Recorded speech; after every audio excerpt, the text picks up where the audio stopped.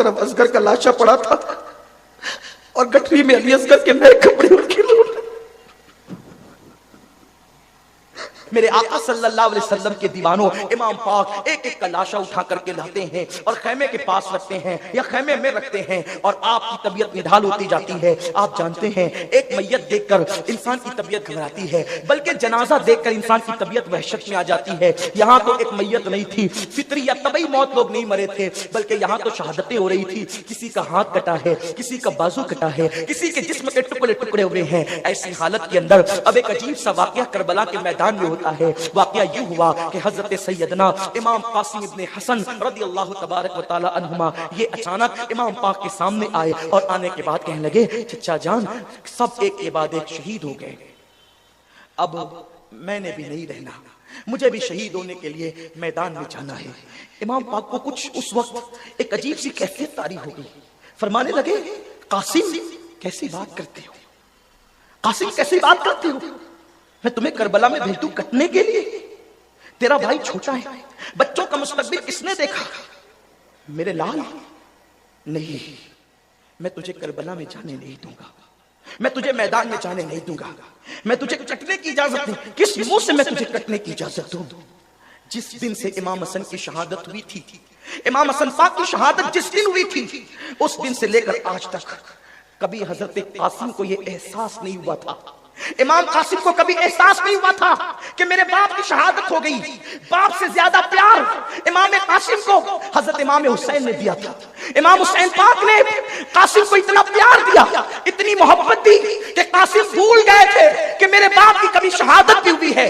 कोई चीज मांगने से पहले हाजिर किया, अपने बेटों से ज्यादा भतीजों को प्यार दिया। लेकिन उस दिन हजरत सैयदना इमाम कासिम की आंखों में आंसू आ गए। पहली मर्तबा पता चला, पहली बार मालूम हुआ कि आज मेरे बाबा की शहादत हो गई, हसन साहब की शहादत हो गई। चचा का हाथ पकड़ के कहते, चचा जिस दिन से मेरे बाबा हसन की शहादत हुई थी, उस दिन से लेकर आज तक मुझे कभी पता नहीं चला था कि मेरा बाबा शहीद हो गया। आज आपने यतीमी का एहसास दिला ही दिया, आज आपने बाप की शहादत का एहसास दिला ही दिया। इमाम पाक ने कहा, हुआ क्या मेरे बेटे? अर्ज करते हैं, बाबा जान, चचा जान, आप तो मुझे ना कहते हैं, करबला में जाने से मना करते हैं। फरमाया, मेरे जिगर के टुकड़े, मेरे हसन की निशानी, किस मुंह से तुझे जाने दूं? मैं क्या जवाब दूंगा हसन को? हजरत इमाम कासिम कहते, अगर आप जाने नहीं देंगे तो मैं अपने बाबा को क्या जवाब दूंगा? कहा, तेरी फूफी जैनब ने तुझे बड़े नाजों से पाला है मेरे लाल, मैं तुझे कैसे जाने दूं? हजरत इमाम कासिम का जब मुकालमा हुआ, मौरखीन ने बहुत तवील मुकालमा लिखा है, लेकिन उसकी तरफ न जाते हुए अल्लाह अल्लाह इमाम कासिम रोते हुए अपनी फूफी की तरफ गए। तवज्जो करें, अपनी फूफी की तरफ गए और फूफी के करीब जाकर अभी फूफी को कुछ कहना ही चाहते थे कि इमाम कासिम को रोते रोते अचानक एक बात याद आ गई। माजी के झरोके में इमाम कासिम डूब गए, माजी के माहौल में इमाम कासिम डूब गए। अल्लाह अल्लाह, इमाम कासिम को दरअसल अपने अब्बा जान की शहादत का वो आखिरी लम्हा याद आ गया। हाँ हाँ, जब हजरत इमाम हसन पाक के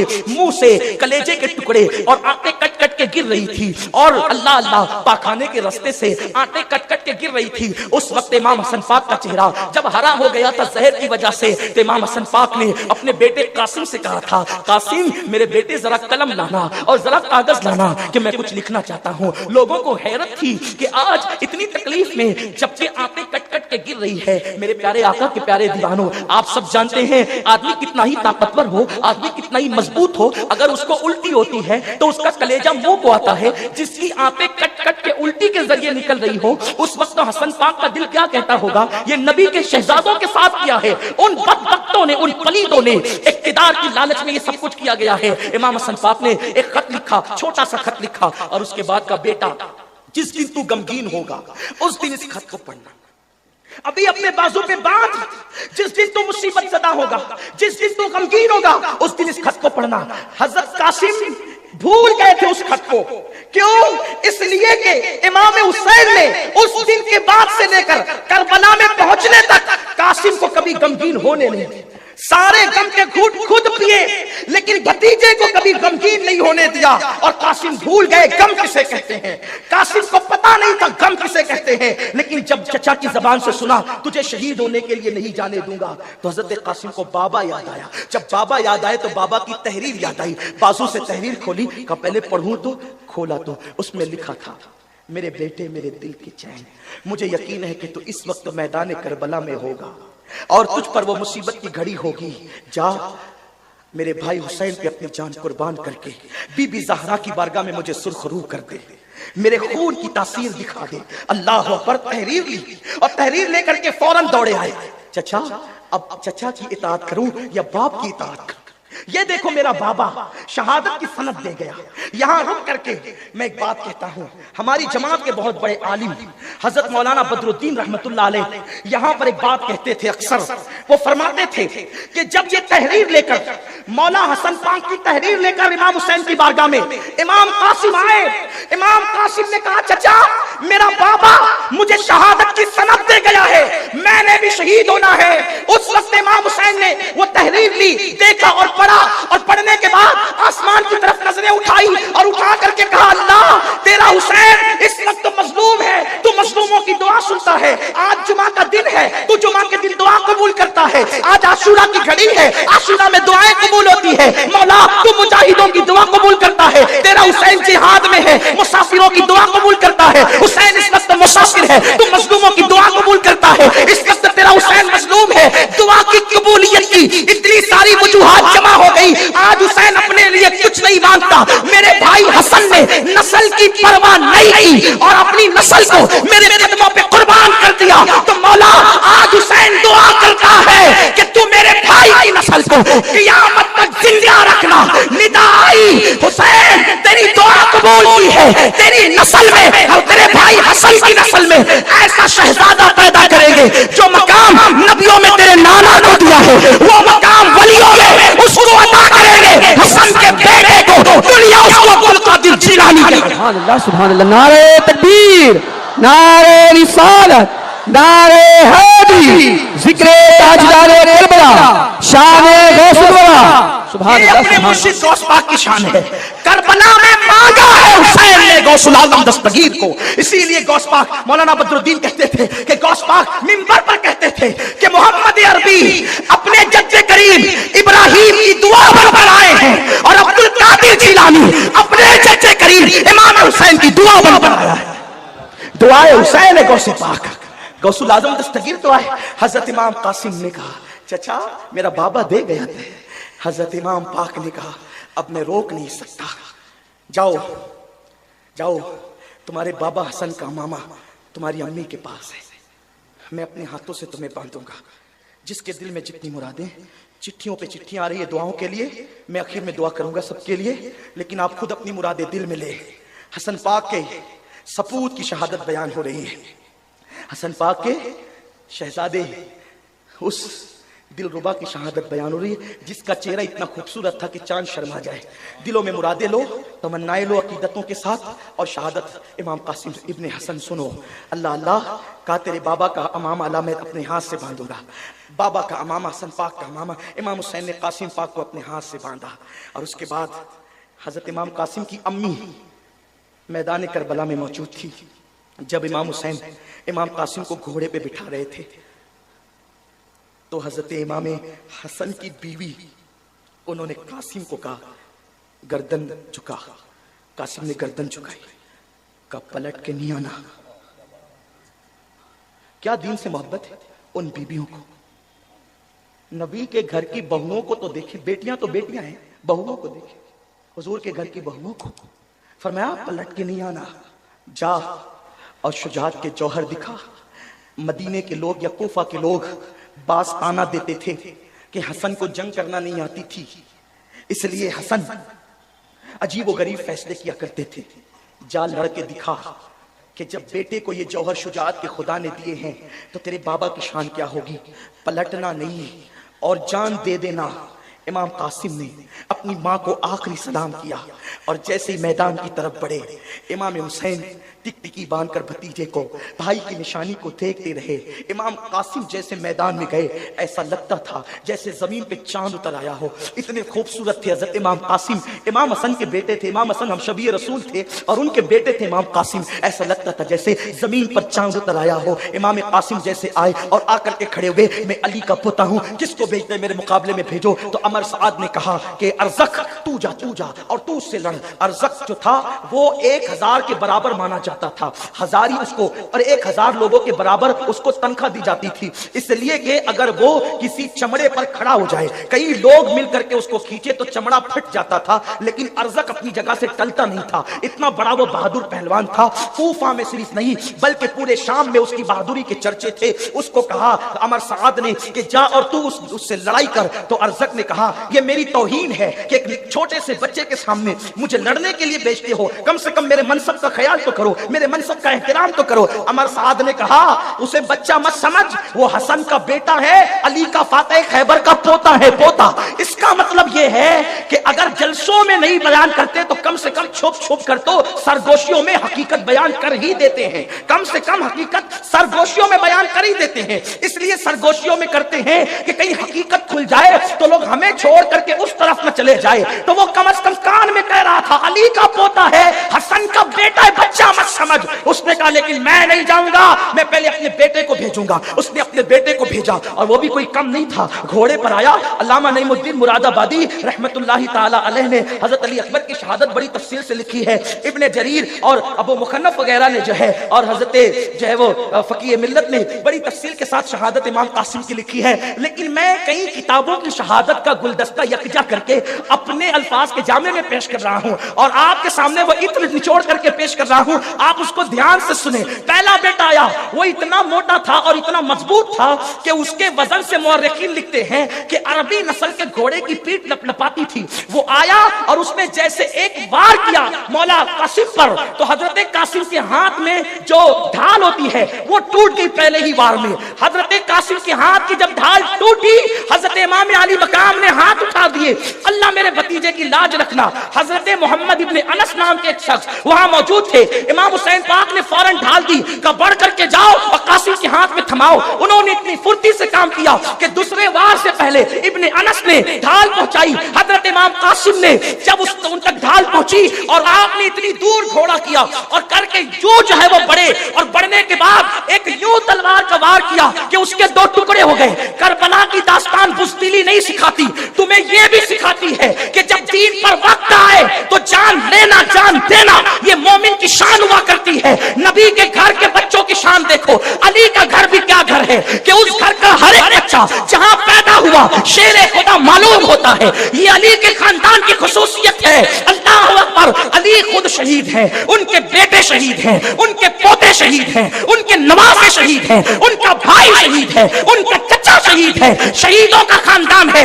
असल भी शहीद है, नस्ल भी शहीद है, असल भी शरीफ है, नस्ल भी शरीफ है, असल भी वली है, नस्ल भी वली है, असल भी चली है, नस्ल भी चली है, असल भी चली है, नस्ल भी चली है।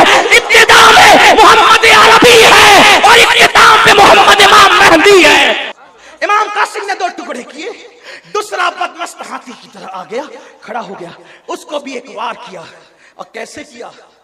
पहले को काटा तो उसकी तलवार ले ली हाथ में और दूसरे पे वार। उससे कहा और तू इतना बड़ा अपने आप को रुस्तम समझता है, देख तेरा भाई मुझे तोहफे में तलवार देगा। उसको गुस्सा आया, एक वार किया, उसके भी 2 टुकड़े किए। अर्जक देख करके कांपने लगा और सोच रहा था कि मेरे 2 बेटों को इसने कत्ल कर दिया। तीसरे को भेजा, तू जा। तीसरे को भी एक वार में। इमाम हुसैन दुआ करें, अल्लाह मेरे भतीजे की लाज रख, माँ का आंचल फैला हुआ है, मेरे बेटे की लाज रखना। उसके बाद 4 बेटे उसके जहन्नम में पहुंचाए। अब तो उसके पास कुछ था नहीं, वो खुद आया झूमता झामता, कहने लगा तूने मेरे 4 बच्चों को कत्ल किया, अब देख तेरा अंजाम क्या करता हूं, और तेरे घर के एक एक फर्द को कत्ल करूंगा, फिर भी मेरा गुस्सा खत्म नहीं होगा। उसने इतना कहा, हंस कर मौला कासिम ने कहा इतना बड़ा जंगजू है, तुझे तो ज़ीन कसना भी नहीं आती, बच्चेसी का तुझे तो ज़ीन। असल में जंग जब की जाती है तो उसमें तदबीर चली जाती है ताकि दुश्मन उसमें फंस जाए। का इतना बड़ा पहलवान है, तुझे तो ज़ीन कसना भी नहीं आती है। वो असल में जब खुदा दीन लेता है, अकल होगी तो अहले बैत से लड़ाई क्यों लेगा? पहले तो अकल ही गई ना, पहले तो अकल ही गई ना। तो जैसे उसने ज़ीन झांकने की कोशिश की, मौला कासिम ने उसको जोरदार वार किया। ये कहानी नहीं है, किस्सा नहीं है, ये नाविल निगारी नहीं है, खिताबत का जौहर नहीं है। जहां खिताबत कनीज बन के खड़ी होती है उसे अहले बैत कहते हैं। इमाम ज़ैनुल आबिदीन ने दमिश्क के दरबार में कहा था, खिताबत हमारे घर की कनीज है, कनीज। कौन खिताबत करेगा उनके लिए? है किसी में ताकत? उनका चलना उन्वाने खिताबत बनता है, उनका चलना उन्वाने खिताबत बनता है, उनकी जिंदगी उन्वाने खिताबत है, उनके फजाइल उन्वाने खिताबत है। मौला कासिम ने 2 टुकड़े किए, अब झल्लाया अमर साद। उसने कहा, बदबख्तो नामर्दो, एक एक करके जाओगे तो सब मर जाओगे। चारों तरफ से घेरो, 1000 लोगों को एक साथ भेजा, चारों तरफ से हसन के लाल को घेरा। गुस्से में थे, झल्लाए हुए थे, 5-5 को जहन्नम रसीद किया था। और जब हजार आए तो यूं तलवार चलाई कि खैबर याद आने लगा, खैबर याद आने लगा, खंदक याद आने लगी, ओहद का मार्का याद आने लगा। इसलिए कि अली का पोता शेर खुदा का शेर, तलवार चल रही थी। और फिर अमर साथ कहता था, वो तो माज़अल्लाह उसके जुमले है, वो तो भला है, शुक्र है कि पानी बंद किया। प्यासा ऐसा लड़ रहा है तो पानी से सैराब होकर के क्या होता, अच्छा हुआ पानी बंद कर दिया गया। 3 दिन का प्यासा यूं लड़ता है, यानी रूहानियत काम कर रही थी। पानी की औकात क्या थी? वहां खूने रसूल अपनी ताकत दिखा रहा था, खूने रसूल अपनी ताकत दिखा रहा था। लड़ते रहे, लेकिन जब चारों तरफ से घेर लिए गए, तीर पर तीर आ रहे थे, नेज़े मारे जा रहे थे। आखिरकार एक तीर जो है पेशानी में लगा, चक्कर से आया और जमीन पर आ गए। जैसे जमीन पर आए हैं तो जमीन पर आने के बाद आवाज लगाई, या अम्माहू अदरिकनी, ए मेरे चचा मेरी तरफ तवज्जो फरमाए। या हुसैन अदरिकनी, ए मेरे आका हुसैन मेरी तरफ तवज्जो फरमाए। मौला हुसैन जो है दुआ में मसरूफ थे, निगाहें आसमान की तरफ थी। जैसे हसन का लाल जमीन पर आ गया, वो चांद सा लाल जमीन पर आ गया। इतनी तकलीफ थी, मौरखों ने लिखा है कि तकलीफ की वजह से कासिम अपनी एड़ियां रगड़ रहे थे। कासिम अपनी तकलीफ की वजह से जमीन करबला पर एड़ियां रगड़ रहे थे। और कुछ कुत्ते जो है हजरत इमाम कासिम के सीने को अपने पैरों से रौंद रहे थे। अल्लाह अकबर। बल्कि बाज मौरखीन ने लिखा है कि हजरत इमाम कासिम की जिस्म से रूह निकलने से पहले घोड़ों की टाप से इमाम कासिम के सीने को कुचला जा रहा था। जरा सोचो कितनी दर्दनाक शहादत है। इब्ने जरीर ने लिखा है कि इमाम हसन पाक के शहजादे को जब दौड़ करके आप लेने के लिए गए तो हजरत इमाम कासिम की रूह कफस अंसुरी से परवास कर चुकी थी। हजरत कासिम शहीद हो चुके थे। हजरत इमाम पाक ने कासिम का जो है वो घोड़ों की टापों से कुचला हुआ लाशा देखा तो कहने लगे, कासिम मुझे माफ करना, आने में ताखीर हो गई। मौरखीन ने लिखा है, जिन लोगों ने ये तफसील नहीं लिखी कम से कम उन्होंने इतना जरूर लिखा है कि जब इमाम कासिम का लाशा लेकर इमाम हुसैन जा रहे थे तो कासिम का सीना इमाम हुसैन के सीने से लगा हुआ था और घोड़ों की टापों से कुचल कुचल कर जिस्म इतना फैल गया था कि इमाम कासिम के पैर जो है जमीन से जो है वो लग रहे थे। हजरत इमाम अली मकाम ने जैसे कासिम का लाशा खैमे में ला करके रखा, खैमे में कोहराम मच गया, बीबियां रोने लगी। हजरत इमाम कासिम की अम्मी ने आंचल फैला करके कहा, अल्लाह तेरा शुक्र है कि तूने मेरी तीसरी कुर्बानी भी कबूल फरमा ली। मेरे अल्लाह, बीबी ज़हरा की बारगाह में तूने मुझे रुस्वा होने से बचा लिया। इमाम पाक की मजलूमियत देखे कि क्या हो रहा है। बीबियां रोती है, उन्हें समझाएं कि लाशों को उठाएं, कि गर्दन संभाले, सर संभाले। अजीब सा हाल है। बाहर के हंगामों को रोकना आसान है, अंदर के हंगामों को रोकना आसान नहीं। अभी यही कुछ हो रहा था। कासिम का लाशा अभी घर खैमे के अंदर आया था। अभी आंसू खुश्क नहीं हुए थे कि हजरत सकीना अब्बास अलमदार के पास आती, चचा कभी मांगा आपसे कोई चीज तो आपने कभी ताखीर नहीं की। देखो भैया अली असगर बेहोश पड़ा है, अली असगर बेहोश है अपने झूले में, उसे होश नहीं है। कम से कम उसके लिए तो चंद पानी का इंतजाम कर दो। चचा आप बड़े बहादुर हैं, अरब के बहादुरों में आपका शुमार होता है। क्या आप चंद पानी का मुतालबा अपनी सकीना का पूरा नहीं कर सकते? चचा अगर ठीक है मुझे न पिलाइए तो न पिलाइए, कम से कम भैया असगर को तो पिला दे। हजरत अब्बास ने मशकीज़ा उठाया, कंधे पे डाला, आका हुसैन इजाजत दे, मैं पानी लाने जाऊंगा। नहीं अब्बास तुम नहीं जाओगे, देखो सब खेमे तो खाली होंगे, क्या मुंह से तुम्हें इजाजत दो? जो जाता है वो वापस ही नहीं आता, जो जाता है वो लौट कर ही नहीं आता। तुम्हें कैसे? नहीं आका मैं सकीना की बात को रद्द नहीं कर सकता, मैं लौट कर आऊंगा। मशकीज़ा कंधे पे डाला, मौला अब्बास गाजी अब्बास की शहादत पड़ी जाती है, दिल में मुरादें ने बरकतें पाएं। अल्लाह मेरी आप सबकी मुरादें पूरी फरमाए। अब्बास ने कंधे पे मशकीज़ा रखा। अब्बास इतने ऊंचे कद के थे, इमाम अब्बास गाजी अब्बास इतने ऊंचे कद के थे कि ऊंट की पीठ पर हाथ रख लेते थे। इतना कद अल्लाह ने ऊंचा दिया था, जिस्म बड़ा मजबूत था। और इनको गाजी मौला अली ने लक़ब अता किया था। मौला अली ने इनको गाजी का लक़ब अता किया था। एक जंग में बड़ा लश्कर था और मौला अली अपने बेटों के साथ मैदान में हाजिर थे। तवज्जो करें, बहुत खास बात गाजी अब्बास के बारे में। रहमतों का नुज़ूल हो रहा है, मुरादें पूरी हो रही है। जम के बैठो, थम के बैठो, दिलो दिमाग करबला की तरफ कर लो, किस्मतें तब्दील होगी इंशाअल्लाह। अल्लाह अकबर। इनको गाजी का लक़ब मौला अली ने अता किया। कैसे? एक जंग में थे, बड़ा लश्कर था, अपने सारे बेटों के साथ जंग में थे। मौलाए कायनात ने कहा, अली का कौन बेटा है जो खड़ा होकर मैदान जंग में जाए और दुश्मनों से जंग करे? तो सबसे पहले हसन और हुसैन दोनों मौला खड़े हुए।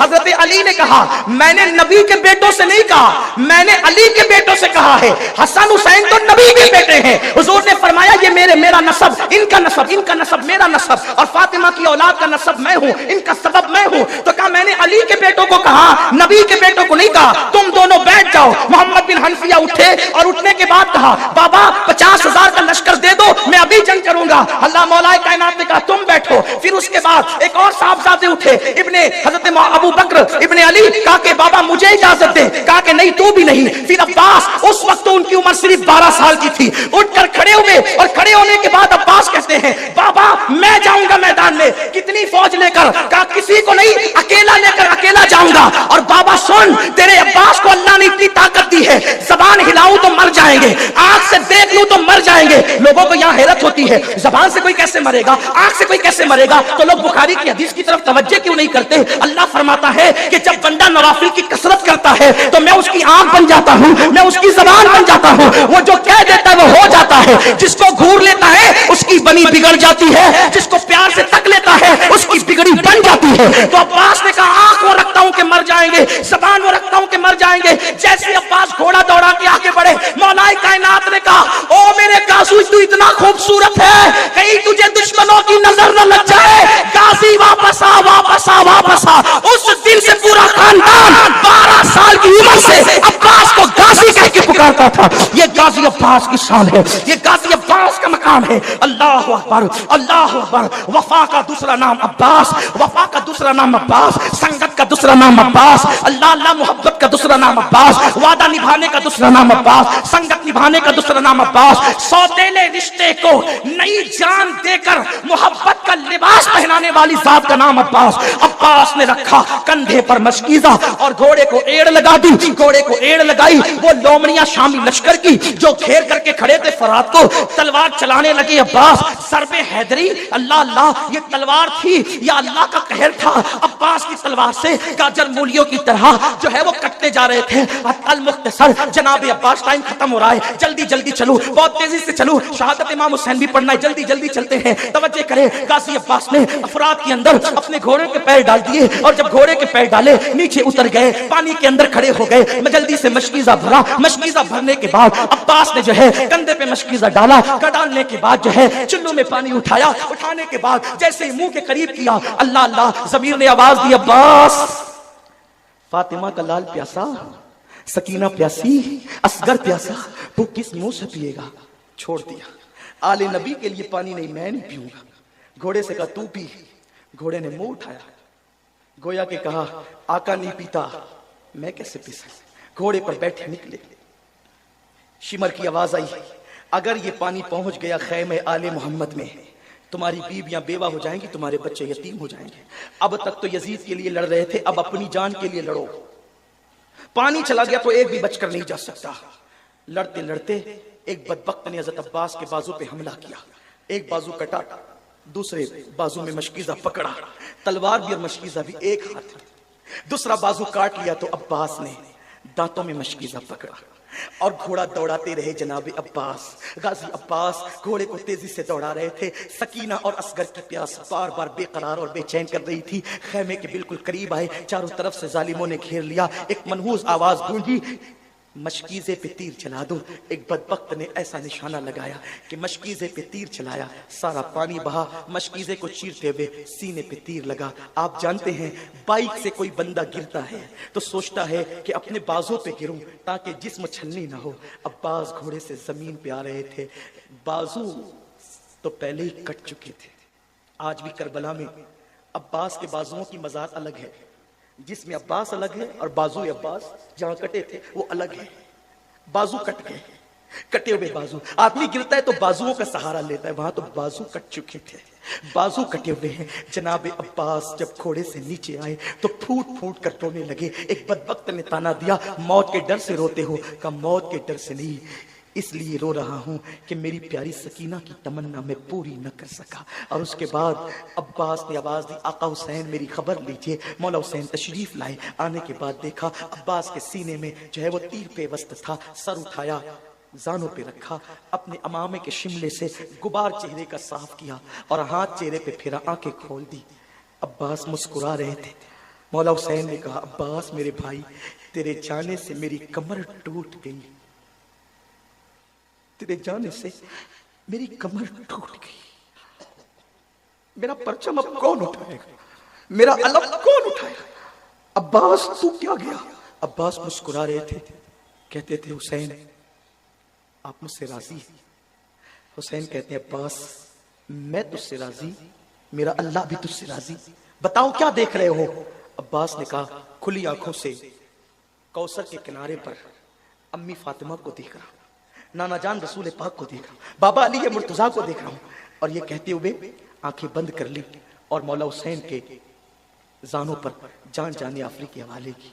इमाम पाक ने अब्बास का लाशा उठाया, बोझल कदम है, हुजूर की बात पर तवज्जो करेंगे, अल्लाह की बात पर तवज्जो करेंगे। याद रखना, किसी ने बांधा हो ना बांधा हो, किसी ने रुकावट पैदा की हो या ना की हो, कुरान कहता है वमा असाबकुम मिन मुसीबतिन फबिमा कसबत अयदीकुम, कि तुम पर जो भी मुसीबत आती है अल्लाह पर तुम्हारे करतूत की वजह से। सैयदना फारूक आजम फरमाते हैं जब तुम गुनाह करते हो तो कब्र अनवर में रसूलुल्लाह को रंजीदा करते हो। जो काम अपने नबी को कब्र अनवर में अज़ियत पहुंचाए वो कौम बिस्तर पर सुकून की सांस कैसे ले सकती है? तुम खुदा के महबूब को बेकरार करते हो, फिर अल्लाह तुम्हें बेकरार करती है। बेशक नींद की गोलियां खाकर भी तुम्हें चैन की नींद नहीं, इसलिए कि तुमने गुंबदे खजरा में खुदा के महबूब को बेचैन किया, हुजूर को बेकरार किया। अल्लाह अकबर। कौन सा गुनाह नहीं करते? आज के तो मैं बिस्तर पर तड़पता हूं, क्यों? हमारे करतूत। गौर करो, अपने अमाल का एहतिसाब करो। आज तो हर आदमी अपने आप को वली से कम समझने को तैयार नहीं है जी। अगर अल्लाह का इनाम हो तो समझते हैं कि हमारे अमाल की वजह से बंदे अपने अमाल की औकात और हैसियत क्या है। जिस कौम को वुजू और गुस्ल का तरीका याद ना हो उसके अमाल की हैसियत क्या है जी। ये तो अल्लाह का करम है, ये तो अल्लाह का एहसान है कि उसने तुम्हारे भी और हमारे भी ऐबों पे पर्दे डाल रखे हैं। बेशक सच्ची बात तो ईमान लगती अगर वो तुम्हारे और मेरे ऐबों पे पर्दे न डालता। मैं इन अल्लाह वालों की बात नहीं कर रहा हूँ, तुम्हारी और मेरी कर रहा हूँ। अगर वो आपके और मेरे ऐबों पे पर्दे न डालता तो ना आप यहाँ बैठने के काबिल होते ना मैं यहाँ बैठने के काबिल। उसका कितना बड़ा एहसान है। तो आज अगर बेटियों को रिश्ते नहीं आ रहे हैं, हमने हुजूर को रंजीदा किया, अल्लाह हमें रंजीदा कर रहा है। हमने हुजूर को अज़ियत दी, इसलिए तड़प रहे हो। रोजी के मामले में क्यों परेशान हो? रोजी के मामले में क्यों तड़प रहे हो? हुजूर को अज़ियत दे रहे हो। कौन से गुनाह जो नहीं करते? जिना को तो आज गुनाह समझा ही नहीं जाता, फैशन बना दिया गया। जिना को इश्क का नाम दे दिया गया, जिना को मोहब्बत का नाम दे दिया गया। लेकिन अल्लाह उन कानों तक की आवाज पहुंचाए। अगर हदीस में ये बात ना आती तो शायद मैं कहने की हिम्मत नहीं करता कि पूरी उम्मत को जितना अजाब दिया जाएगा जी, पूरी उम्मत को जितना अजाब दिया जाएगा उसका निस्फ अजाब शादीशुदा जानियों को दिया जाएगा। यानी पूरी उम्मत को जितना अजाब, उस उम्मत के बराबर आधा अजाब, यानी सबको अलग अलग जो अजाब होगा उन सब का अजाब अगर जमा किया जाए तो जैसे एक सिर्फ समझाने के लिए मिसाल के तौर पे 100 रुपए 10 लोगों को दे दिया गया, तब 10 लोगों के 100 रुपए को जमा करें तो कितना हो गया? 1000। अब 1000 का निस्फ अगर किसी को दिया जाए तो कितना बड़ा है? अल्लाह अकबर। बिला तमसील सिर्फ समझाने के लिए, जानियों को जो शादीशुदा होकर जिना करते थे, पूरी उम्मत का निस्फ अजाब उन शादीशुदा जानियों को दिया जाए। अल्लाह। गौर करें, एक गुनाह की सजा अगर अल्लाह किसी इंसान के एक गुनाह की सजा दुनिया के तमाम इंसानों पे डाल दे, तो दुनिया के सारे इंसान मिलकर भी एक इंसान के गुनाह की सजा को बर्दाश्त नहीं कर सकते। उम्मत का निस्फ अज़ाब जिन लोगों के वजूद पे डाला जाएगा, उनकी हालत क्या होगी? अल्लाह अकबर। वो जहन्नम जिसमें पहाड़ भी पिघल पिघल जाएंगे, उसकी आग को जिसमें पहाड़ पिघल जाएंगे, वो आग जहन्नमियों के जिना के आज़ा पर दहकाई जाएगी, उनकी शर्म की जगह पे दहकाई जाएगी। जरा सोचे तो सही, 2-3 मिनट की लज्जत, 2-3 मिनट की लज्जत, 2-3 मिनट का ऐश, चंद लम्हों की लज्जत, अल्लाह अकबर, और फिर हमेशा की जिल्लत। और मेरी कौम के जवानों को फैशन के नाम पर उसी तरफ डाला जा रहा है, उसी तरफ जब ढाला जा रहा है। कल का जवान जिना के नाम से भी कांपता था। मैं जानता हूं अपने बचपने की वो दास्तानें कि नौजवान लोग कहते थे हम सारी शरारतें कर सकते हैं, लेकिन जिना की तरफ जाने की हिम्मत न हुई। ये हमारे बचपन तक जवानों की बातें हमने सुनी थी, हर मस्ती करेंगे, हर शरारत करेंगे, लेकिन बदी की तरफ नहीं जाएंगे। मगर अफसोस, आज हम कितना दुखी दिन देख रहे हैं, कितने कर्ब से गुजर रहे हैं, कितनी असीयत से गुजर रहे हैं। कौन सी हुकूमतें आई, कौन सी चली गई, इस पर हमें उतना दुख नहीं है, इसलिए कि हुकूमतों का आना जाना ये तो मौसम की तरह बदलता रहता है। लेकिन कौम के जवानों के बिगड़ने का दुखड़ा हम किसको जाकर के सुनाएं? हुकूमतें तो चंद सालों में बदलती है, लेकिन जब कौम का एक जवान बिगड़ जाता है तो 3 पुश्तों तक इस्लाह की उम्मीद नहीं की जा सकती। जिस कौम के 16-16, 17-17 साल की उम्र के लड़के जिना में डूब जाएं, उस कौम का मुस्तकबिल क्या होगा, उस कौम की कैफियत क्या होगी? अल्लाह अकबर। हमें बहुत बड़ी जिम्मेदारी सौंपी गई है। मेरे आका अलैहिस्सलाम के दीवानों, बिलखुसूस जवानों से मुखातब हूं मेरे भाइयों, अल्लाह के बंदो, जिना की बड़ी कर्बनाक सजा है। अल्लाह जब किसी जानी को सजा देता है तो उसकी कई पुश्तों तक वो सजा बाकी रहती है। अल्लाह। मगर जो तौबा कर ले, तौबा करने वालों को अल्लाह माफ करता है। और ये भी कहा गया, जिसने शादी से पहले जिना किया, अल्लाह उसकी नस्ल में ऐबी, लंगड़े, लूले, अंधे, गूंगे बच्चे पैदा करता है ताकि उसका दुख वो झेलते रहे। 98% लोगों के घर में जो ऐबी बच्चे पैदा होते हैं वो जिना की नहूसत की वजह से पैदा होते हैं। माएँ और बहनें मौजूद हैं, उनको ऐसा लगता है सोर्सेस की वजह से अच्छे रिश्ते आते हैं। मैं एक बात, अच्छे रिश्ते का एक वजीफा आपको देना चाहता हूं। सबको अल्लाह से डर के गुनाह छोड़ दो, अल्लाह से डर के गुनाह छोड़ दो, अल्लाह तुम्हें अच्छा रिश्ता भेजेगा बेशक। इसलिए कि गुनाह को छोड़ देने से बेहतर वजीफा अल्लाह के यहाँ कोई है ही नहीं। वज़ाइफ की अहमियत अपनी जगह, लेकिन इससे बड़ा कोई वजीफा नहीं है कि अल्लाह से डर के गुनाह छोड़ दिया जाए। लोग कहें बगैर दलील आप बात कर गए, लेकिन मैं आपको दलील के जरिए समझाता हूं। देखो, अल्लाह से डरने की बरकत, रिश्ता ढूंढना नहीं पड़ेगा, रिश्ता चल कर आएगा। लड़कों से भी कहता हूं, लड़कियों से भी कहता हूं, और ऐसे घराने का आएगा जिसका तुम तसव्वुर नहीं कर सकते। आपने इस रिवायत को मुख्तलिफ तनाजुर में सुना, आज मुझसे भी इस तनाजुर में आप सुने, गौसे पाक के गुलाम से इस तनाजुर में सुने। आपने सुना होगा मदीने मुनव्वरा की सरजमीन है, रात का आखिरी हिस्सा है, रात का आखिरी पहर है। उस रात के आखिरी पहर में एक बूढ़ी की कपकपी आवाज निकलती है, बेटी जल्दी से दूध में पानी मिला दो। तो जवान आवाज क्या आती है, अम्मी जान क्या आपने नहीं सुना, अमीरुल मोमिनीन ने मना किया कि दूध में पानी मिला करके नहीं बेचा जाए, क्योंकि ये जुर्म है, ये धोखा है, ये फरेब है, इसलिए मैं दूध में पानी नहीं मिला सकती। तो बुढ़ापे की कपकपी वाली आवाज आई, बेटी अमीरुल मोमिनीन तो सो रहा होगा, उसको क्या खबर कि हम दूध में पानी मिला रहे हैं। मगर जवान बेटी का जवाब था, अम्मी अमीर तो सो रहा है, मगर अल्लाह तो हमें देख रहा है।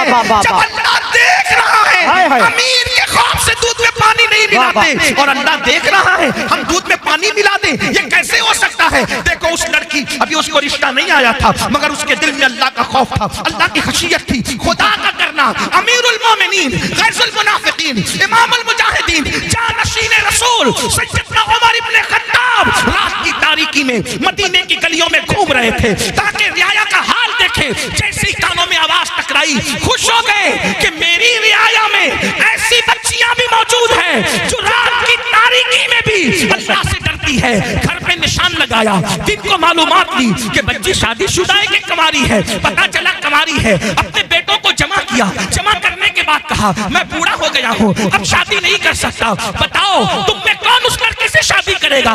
एक बेटे ने कहा मैं करूंगा। अल्लाह अकबर, अल्लाह अकबर। कल तक जिसके घर कोई रिश्ता नहीं आ रहा था, ये खौफे खुदा से, गुनाह से बचने की बरकत है कि अल्लाह अकबर सैकड़ों मुरब्बा मील पर हुकूमत करने वाले फारूक आजम के घर का रिश्ता बगैर किसी सोच के उनके घर पहुंच गया। और अल्लाह अकबर, सिर्फ खौफे खुदा की बरकत से वो लड़की 3 बर्रे आजमों के हाकिम उमर इब्ने खत्ताब की बहू बन गई। बेशक, सुभान अल्लाह, वजह सुभान अल्लाह, अल्लाह का खौफ, अल्लाह की खशियत। और सिर्फ फारूक आजम की बहू नहीं बनी बल्कि अल्लाह ने उस बेटी से एक बेटी पैदा फरमाया और उस बेटी से जो बेटा पैदा हुआ वो पहली सदी का मुजद्दिद हजरत उमर इब्ने अब्दुल अजीज कहलाया। नारे तकबीर, नारे रिसालत। पहली सदी के मुजद्दिद की नानी भी बन गई, उमर इब्ने खत्ताब की बहू बनी और दूसरे उमर की नानी बनी जिसे सानी उमर कहलाया जाता है। अल्लाह अकबर। ये है तो अर्ज क्या कर रहा था जब हजरत ईसा ने पूछा, ऐ कौम मरे हुए औंधे पड़े हुए लोगों बताओ अल्लाह ने तुम्हें क्यों औंधे मुंह मार के डाल दिया? तो उन्होंने क्या कहा, हम दुनिया से मोहब्बत करते थे।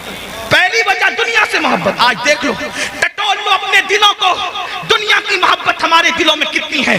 मर्द है तो कारोबार में डूब कर अल्लाह को भूल गए, घरों में डूब कर अल्लाह को भूल गए, गुनाहों में डूब के अल्लाह को भूल गए, दुनिया की मोहब्बत। और औरतें हैं, उन्हें जेवरात से दिलचस्पी, उन्हें अच्छे कपड़ों से दिलचस्पी, उन्हें घूमने फिरने से दिलचस्पी, उन्हें ग़ीबत चुगली से दिलचस्पी, इसके उसके घर के हालात मालूम करने से दिलचस्पी। मैं कहता हूं दूसरों के घर के हालात मालूम करने का तजस्सुस करने वालों, कभी अपनी कब्र की भी तो फिक्र करो, कभी अपनी कब्र का भी तो ख्याल करो। दुनिया की मोहब्बत में हम डूब गए। बड़ी माजरत के साथ एक बात याद रखना, दुनिया की मोहब्बत सिर्फ दुनियादारों के दिल में नहीं बल्कि बाज दीनदार कहलाने वाले भी दुनिया परस्त हो जी, दुनिया में डूब गए। दुनिया की मोहब्बत ने उनको अज़ाब इलाही में गिरफ्तार कर दिया। और दूसरी वजह क्या बताई? फिर वो कहता है दूसरी वजह है कि हम बदकार लोगों की पैरवी करते थे। क्या कहा? हम बदकार लोगों की पैरवी करते थे। बदकार, अब गौर करें, ध्यान दें कि ईसा अलैहिस्सलाम की उम्मत के बदकार ज्यादा बदकार थे कि आज लोग ज्यादा बदकार हैं। बेशक।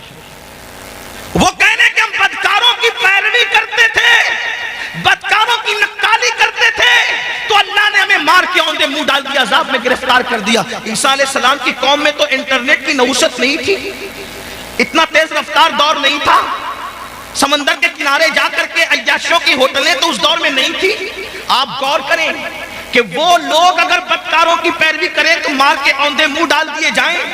आज मेरी कौम का जवान कितने बदकारों की पैरवी कर रहा है। फटी हुई जींस, ये किसकी पैरवी है? नेकोकारों की या बदकारों की? किसी शरीफ ने कभी फटी हुई जींस पहना? पहली बात तो ज्यादातर शरीफ लोग वो लिबास ही नहीं पहनते जो आप पहनते हो। हमने तो शरीफों का लिबास भी छोड़ दिया, हमें शरीफों का लिबास पहनने में शर्म आती है।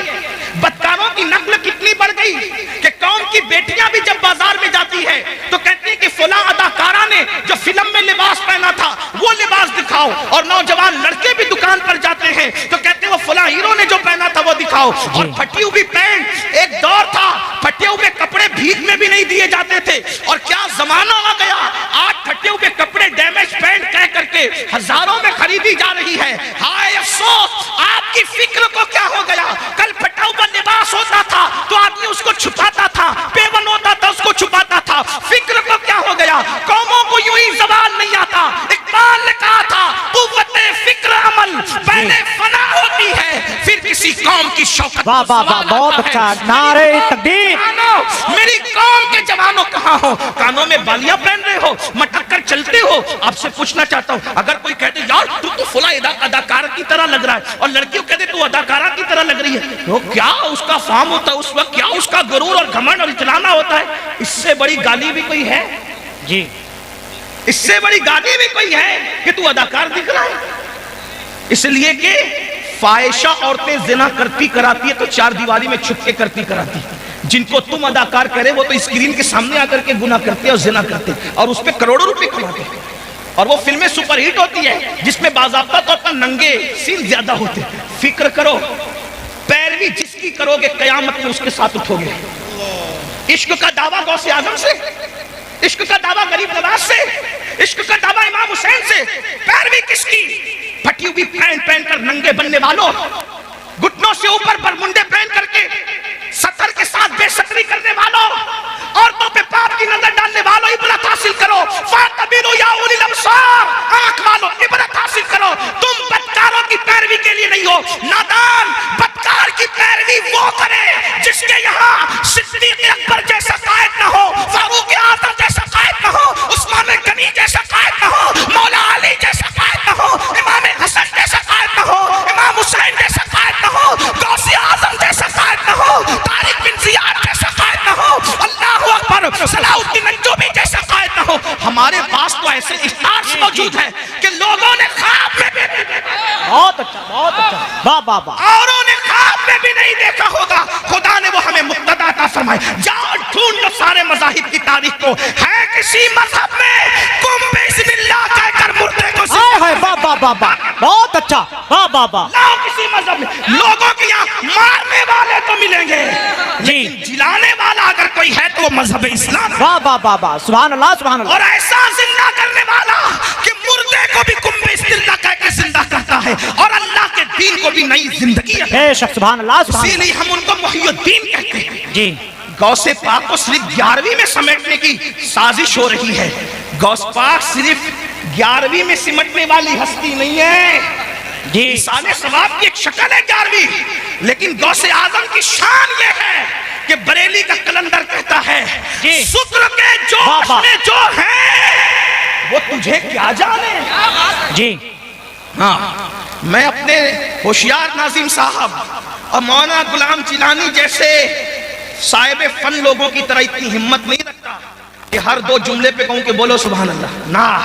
अब तो तुम्हारे इश्क का इम्तिहान है कि गौस पाक के नाम पर बरेली की कलंदर की जबान से कही हुई बात पे चुप रहते हो या बोलते हो? जब हम आला हजरत का शेर पूरे हिंदुस्तान में पढ़ते हैं, जब हम आला हजरत का शेर पूरे हिंदुस्तान में पढ़ते लोग चुप रहते तो हम कहते अगर यूपी में पढ़ते लोग चुप ना रहते जी। हाँ, लेकिन सदुल्लाह फाजिल के पड़ोस में रहने वाले भी अगर शेर ना समझे तो फिर इस पर मुझे अफसोस। वाह वाह वाह। और कहता हूं कि न समझोगे तो भी कोई बात नहीं है, क्योंकि शेर किसका है? नात कहना बल्कि शेर कहना शहरयार अपनी जगह, शेर कहना शहरयार अपनी जगह, नात कहने को अहमद रजा चाहिए। वाह वाह वाह वाह, सुभान अल्लाह सुभान अल्लाह। और हमारे मुर्शिद खाना मारेरा मुतारा की आवाज आई है कि मीनारे कसरे रजा तो बुलंद काफी है, तुम उसके पहले ही सीने पे चढ़ के दिखला दो। फतावा रज़विया तो एक करामत है। बहुत अच्छा, नारे तकबीर, नारे रिसालत, उलमा अहले सुन्नत, हजरत अल्लामा सैयद अमीनुल कादरी साहिब किबला, जश्न गौसुल वरा, नारे तकबीर। बहुत अच्छा, सुभान अल्लाह सुभान अल्लाह। क्या कह रहे? शुक्र के जोश में जो है वो तुझे क्या जाने जी, वो तुझे क्या जाने। शुक्र किसको कहते हैं? विलायत की एक मंजिल है।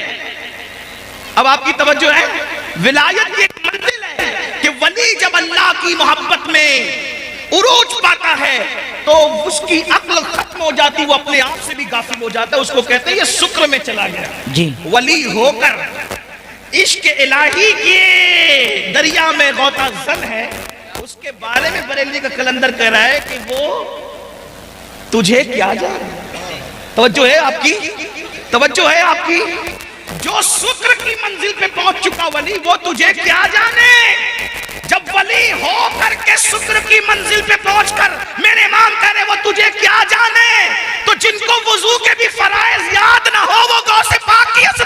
क्या जाने, वाह वाह वाह वाह। जिन्हें नमाज के वाजिबात भी पता ना, वो गौस पाक को क्या जाने। तो काफिर गौस पाक को कौन जानता? अमीनुल कादरी, मौलाना गुलाम जिलानी, हबीबी जो बैठे हुए, या फिर ये नाजिम साहब, ये नाथका साहब, या आसिफ साहब, कौन जानता है? कना अगर गौस पाक की अजमत पूछनी है तो हमा शुमा से न पूछो, क्योंकि शुक्र वाला उनको नहीं जानता। तो जानने वाला कौन है? तो कहते हैं शुक्र के जोश में जो है वो तुझे क्या जाने, खिज्र के होश से पूछे कोई रुतबा है। अगर मेरे गौस की शान पूछना है तो जाओ और हजरत सैयदना खिज्र से पूछो कि अजमत गौस से आज है। वाह वाह वाह वाह। नारे तकबीर, नारे रिसालत, बहुत अच्छा। जिंदाबाद जिंदाबाद जिंदाबाद जिंदाबाद जिंदाबाद, बहुत अच्छा। अब किसी को मिल गए खिज्र, तवज्जो, किसी को मिल गए हजरत खिज्र। इसको शेख अब्दुल हक मुहद्दिस दहलवी लिख रहे भाई। कुछ लोग सोचते हैं कि ये अमीनुल कादरी कादरी है तो गौस पाक को बहुत बढ़ा देता है। अल्लाह के बंदो, मैं नहीं बढ़ाता, मेरी औकात क्या है? हम बड़े उनके फैज से जी, हम बड़े हैं, अगर बढ़ गए हैं किसी की नजर में उनके फैज से, वरना हमारी कोई औकात नहीं। जब तक बिके न थे कोई पूछता ना। वाह वाह वाह वाह। ओ मेरे मुर्शिद गौसे आजम, तूने खरीद कर मुझे अनमोल कर। अल्लाह अल्लाह, वाह वाह वाह। क्या दबे जिसने हिमायत का हो पंजा तेरा, शेर को खतरे में लाता नहीं कुत्ता तेरा। वाह वाह वाह, सुभान अल्लाह उससे सुभान अल्लाह। दर दर से सग और सग से है मुझको निस्बत, मेरी गर्दन में भी है दूर का डोरा। दूर का, ये दूर भी समाप्त करे, दूर का डोरा तेरा। तो इस निशानी के जो सग हैं नहीं मारे जाते, हश्र तक मेरे गले में रहे पट्टा तेरा। बहुत अच्छा, सुभान अल्लाह सुभान अल्लाह। और लोग बातें करते हैं ऐसे थे वैसे थे, मौलाना अहमद रजा को क्या आता था? तो वो कहते हैं कि कह लो जो कहना है, जबान तुम्हारी है। क्या मजे की बात करते, कहते हैं मुझको रुसवा भी अगर कोई कहेगा तो यूं ही कर लो रुसवा जी भर के, लेकिन किसके नाम से रुसवा करोगे? कहते हैं मुझको रुसवा भी अगर कोई कहेगा तो यूं ही, हाँ वही ना वो रजा, वही ना वो बरेली वाला, हाँ वही ना वो रजा, बंदे रुसवा तेरा। अगर रुसवा भी करेगा तो यही कह के कहेगा ना कि वो गौस पाक का गुलाम है, और जब गौस पाक का गुलाम कह दिया तो फिर मुकद्दर की मेराज है। बेशक बेशक बेशक। मुझको रुसवा भी अगर कोई कहेगा तो हाँ वही ना वो रजा, जी, बंदा है रुसवा तेरा। तो जब मिल गए खिज़र अलैहिस्सलाम तो किसी ने क्या पूछा, ऐ खिज़र बताओ गौस पाक की शान क्या है? ऐ खिज़र बताओ गौस पाक की शान क्या है? थोड़ा सा संजीदा गौस पाक का जिक्र हो। मैं कभी नाराज नहीं होता, ना नाराज होऊंगा, पर मेरे आका की उम्मती हो, लेकिन थोड़ा महफिल के आदाब भी। सर्दी का मौसम है, देर से लोग बैठे हैं, अगर किसी को कोई हाजत हो तो जाने दे। एक बात आपसे कहूं यार, अपनी महफिल में किसी को हाजत हो तो हमें क्या शिकवा हो सकता है? लोगों को गौस पाक की महफिल में हाजत हो जाती थी, और अगर हो भी जाती थी तो मेरे गौस की शान क्या थी? एक मर्तबा एक साहब को हाजत हो गई, इस्तिंजा की हाजत हो गई। इसीलिए मैं लोगों से कहता हूं जलसे शॉर्ट किया करो, लोगों की हाजतों का ख्याल करो। जब लोगों की हाजतों का ख्याल करके रसूलुल्लाह नमाज मुख्तसर कर देते थे, तो लोगों की हाजतों का ख्याल करके हम जलसा मुख्तसर कर दे तो कौन से छोटे हो जाएंगे? जब नमाज मुख्तसर की जा सकती है, लोगों की हाजत का ख्याल। आका फरमाते मेरा दिल चाहता है मैं लंबी नमाज पढ़ाऊं, लेकिन मेरे पीछे बूढ़े भी होते हैं, बच्चे वाली माएँ भी होती हैं, मैं उनका ख्याल करके नमाज मुख्तसर करता हूं। हाय हाय, हाँ तो जरा मैं भी, लेकिन वो ख्याल करते हुए सर्दी के मौसम से तकरीर भी मुख्तसर ही कर रहा हूँ, जितनी मुख्तसर हो सकती है। तवज्जो है आपकी। एक साहब को हाजत हो गई, इस्तिंजा की हाजत हो गई, और बिल्कुल आगे बैठे। कुछ लोगों को आगे बैठने का शौक होता है, आगे बैठे, इसलिए कि ये शौक भी पहले बड़ा पुराना है, आगे बैठे। हाँ, सहाबा किराम भी आगे बैठने की कोशिश करते थे हुजूर के कदमों में जी। गौसे पाक के गुलाम भी आगे बैठने की कोशिश करते थे। सबके अपने अपने अंदाज होते। कुछ ऐसे भी मेरे भाई होंगे जो इंटरनेट पे बैठ के घर में तकिए के साथ लेट कर सुन रहे होंगे, उन्हें सुनने का सवाब तो मिलेगा, लेकिन महफिल की जो बरकत है, मैं ये नहीं कह रहा इंटरनेट पे ना सुना करो, लेकिन महफिल की जो बरकत है, जहाँ 40 मोमिन जमा हो जाए उनमें एक अल्लाह का वली होता है। बेशक। हाँ, तो तकिया लगाने में यहाँ का लुत्फ कहाँ आएगा? इसलिए कि यहाँ कहीं औलिया खुद मौजूद होंगे इंशाअल्लाह। सोचे तो सही, 40 में एक वली होता है, हजारों में कितने वली होंगे? और किसी की नजर हम पे पड़ गई तो फिर हमारे तो वारे न्यारे हो जाए इंशाअल्लाह। मुकद्दर समझ जाएगा, क्योंकि निगाहे वली में वो तासीर देखी, बदलती हजारों की तकदीर देखी। अल्लाह अकबर। तो अर्ज ये कर रहा था, एक साहब को हाजत हो गई, गौस पाक अब बिल्कुल बैठे आगे, और मजमा कितना? 70,000। गौस पाक की महफिल में लोग आते थे 70-70 हजार। ये रिकॉर्डिंग के लिए चंद कैमरे लगे हुए, इस पे फूले नहीं समाते लोग, कितने कैमरे लगे थे रिकॉर्डिंग के लिए। गौस पाक की उस दौर की 900 साल महफिल में, 900 साल पहले की महफिल में 400 उलमा कलम दवात लेकर बैठते थे और गौस पाक का खिताब रिकॉर्ड करते थे। जी, उसको बेशक, लिखते थे बेशक। उस दौर में। सुभान अल्लाह। 70 हजार का मजमा, और इंसान इतने, जिन्नात उससे ज्यादा, औलिया पूरी दुनिया में सुनते थे जब गौसे पाक खिताब करते थे। गौस पाक है मेरे भाई। हजरत खिद्र से जब पूछने वाले ने पूछा अब्दुल कादिर जिलानी कैसे हैं, तो कहा उनसे पहले ऐसा वली नहीं हुआ और उनके बाद कयामत तक ऐसा वली इमाम महदी तक नहीं हो सकता। ये शान है, ये शान है गौस पाक की। इमाम महदी के दौर तक ऐसा वली अब नहीं आएगा।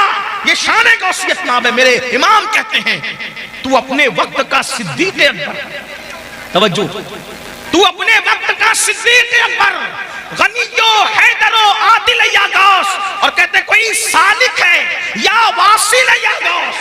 सालिक और वासिल का मतलब, सालिक उसको कहते हैं जो विलायत के रास्ते पे अभी चल रहा हो, मंजिलें तय कर रहा हो, और वासिल उसको कहते हैं जो विलायत की मंजिल पर पहुंच गया हो। हमारे अहले सुन्नत के अकीदे में गौसे आजम क्या कहते हैं, कोई सालिक हो या वासिल हो या गौस, वो कुछ भी है, तेरा साहिल है या गौस। बेशक बेशक, कुछ भी हो जाए गौस पाक का मनता ही है। गौस पाक के दर पर हाथ ही फैला रहा है वो। ये शान है गौसियत में आपकी। तो मैं बात पूरी कर दूं, बात मुकम्मल कर दूं। क्या अर्ज कर रहा था? अल्लाह अकबर। एक साहब को हाजत थी, गौस पाक साहिब कश्फ थे। कश्फ यानी अल्लाह ने उनको दिल में ऐसी चमक दी थी कि वो दिलों के हालात जान लेते। और कश्फ के बारे में सब अखबाल मौजूद है, मैं उसकी कोई तशरीह नहीं कर रहा हूँ, सिर्फ आवाम के फहम के हिसाब से बात मैंने बता दी। तो जब देखा कि उनको इस्तिंजा की हाजत है, अपनी चादर उन पर डाल दी, चादर उठाकर उन पर डाल दी। जब अपनी चादर उन पर डाली तो वो अपने आप को गौस पाक की महफिल में नहीं पाते, बल्कि अपने आप को एक जंगल में पाते हैं जहां पर नहर थी, दरख्त था और जंगल था, जंगल में कोई नहीं था। उन्होंने जल्दी जल्दी जब वो अपनी चीजें उतारी, दरख्त से लटकाई, और लटकाने के बाद हाजत से फारिग हुए, वुजू किया। जैसे ही वुजू किया तो फिर उसके बाद चादर हटाई तो वो गौस पाक की महफिल में। बेशक, आज़ाए वुजू पे वुजू के असरात हैं।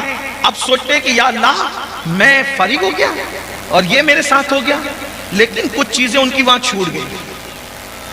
दरख्त से जो चीजें लटकाई तो कोई चीज छूट गई। अब एहसास हुआ कि ये चीज छूट गई, अब वो आएगी कैसे, क्योंकि मैं तो गया नहीं वहां पैर से चल के। पहुंचाया मुर्शिद ने, फिर चादर डाली तो अपने आप को वहीं पाया। तो वहां जहां वुजू किया था, वुजू के पानी के असरात भी मौजूद थे और फिर इस्तिंजा के असरात भी मौजूद थे। तो वहां से अपनी वो चीज ली, फिर चादर हटाई, फिर गौस पाक की महफिल। एक मर्तबा वही बुजुर्ग जिनको दुनिया शेख अली इब्न हैती के नाम से जानती है, एक मर्तबा गौस पाक के बयान में बयान सुनते सुनते सो गए। मुकर्रिर पे बहुत बिजली गिरती है दोस्त, जब कोई उसकी तकरीर में आपस में बात करे, चिल्लाए या सो जाए। इसलिए कि हालांकि मैं वो आदमी नहीं हूं, मैं तो बिल्कुल अवाम में से हूं, अनपढ़ सा आदमी हूं, मेरी कोई हैसियत नहीं। लेकिन मुकर्रिर जो तकरीर 1 घंटे की करता है ना, कम से कम 4 घंटे वो मेहनत करता है जब 1 घंटे की तकरीर तैयार हो। तो उसको ऐसा लगता है यार मैं पूरी जान निकाल के डाल रहा हूं, ये आपस में बात क्यों कर रहे हैं, ये सो क्यों रहे। लेकिन जब से मैंने वाकया पढ़ा है ना, तो मुझे कभी कोई सोता है तो उतना टेंशन नहीं होता है। क्यों? क्योंकि जब अब्दुल कादिर जिलानी मेरे मुर्शिद की महफिल में लोग सो जाते थे, तो अगर कादरी की महफिल में सो जाए, ओ मेरी भी कोई महफिल नहीं, महफिल भी तो उन्हीं की है, हमारी क्या महफिल। एक दोस्त तो कह रहे थे मुझे कि देखो आपके नाम पे इतने लोग आ गए। मैंने कहा तौबा कर, मेरे नाम पे कौन आता है, मेरी क्या औकात है, मेरी कैसे। गौस पाक के नाम पे आए, रसूलुल्लाह के नाम पे आए, अल्लाह के नाम पे आए। ये बात आज के बाद कभी मत कहना कि मेरे नाम पे है, मेरी क्या औकात है। मैं तो उनके गदाओं में से एक गदा हूं, मैं तो उनके मंगतों में से एक मंगता हूं, उनके सगों में से एक सग हूं, और वो भी तो मैं कह रहा हूं, वो कबूल कर ले तो उनका करम।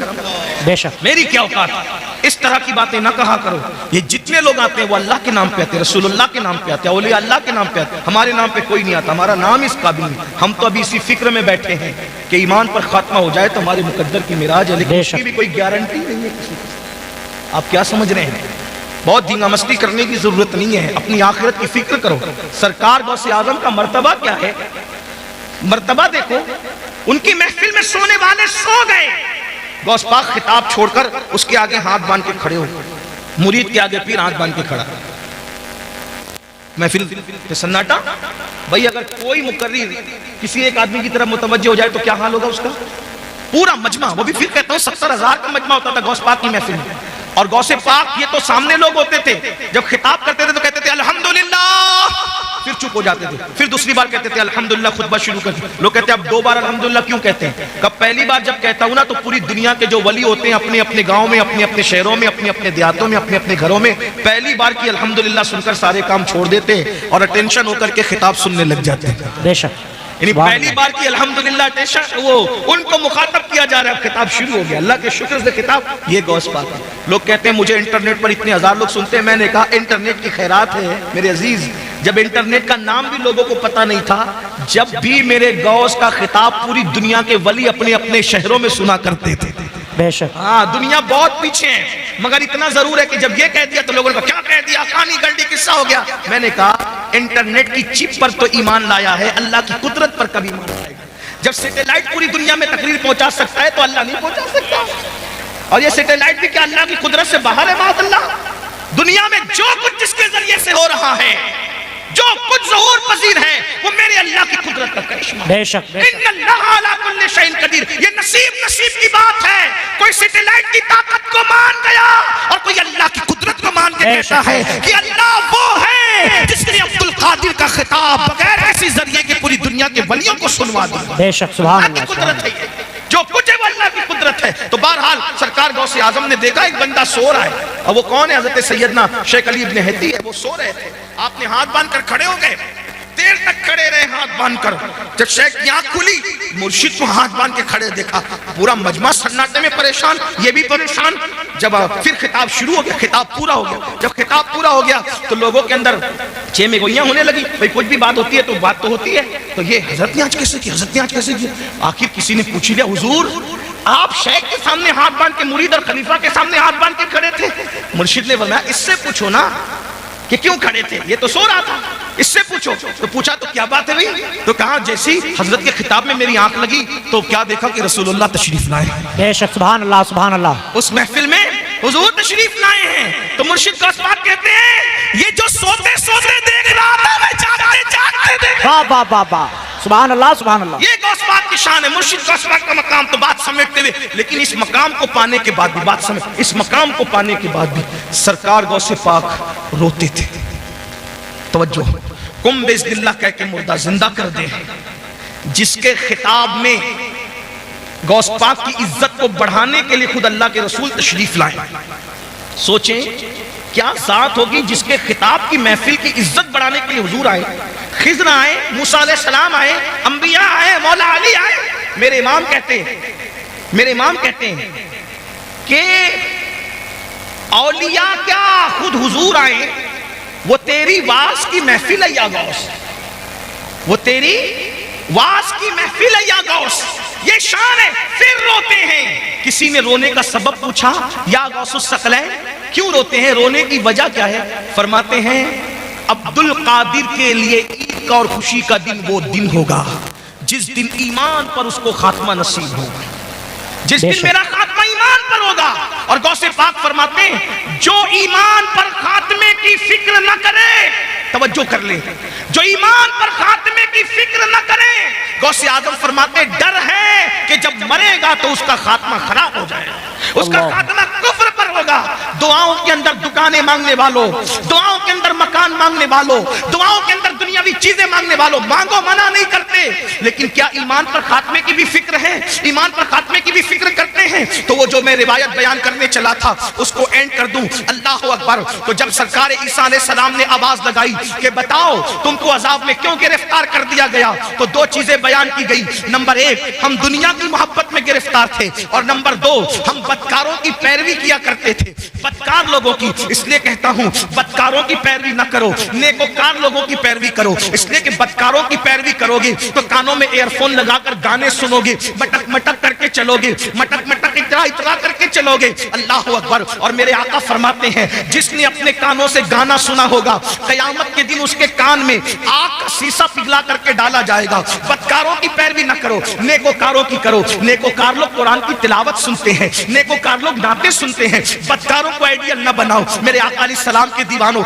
हम लोग इस पे नारा लगाते हैं कि 40 साल गौसे पाक के ऐसे गुजरे कि इशा के वुजू से आपने फजर की नमाज पढ़ी, हर रात वुजू करते थे और इशा उसकी वुजू से ही फजर पढ़ते थे, यानी पूरी रात आप इबादत में रहते थे। मैं कहता हूं कम से कम गौसे पाक को आइडियल बना लो, और आप और हम इशा के वुजू से फजर नहीं पढ़ सकते, कम से कम कादरी होने की निस्बत से इशा के वुजू से इशा ही पढ़ा करें और फजर के वुजू से फजर ही पढ़ा करें। मेरे भाइयों, मौत आने वाली है, घाटी से गुजरना है, कब्र में जाना है। कब्र में ना किसी की दादागिरी चलेगी, ना किसी की बाबागिरी चलेगी, कुछ नहीं चलेगा।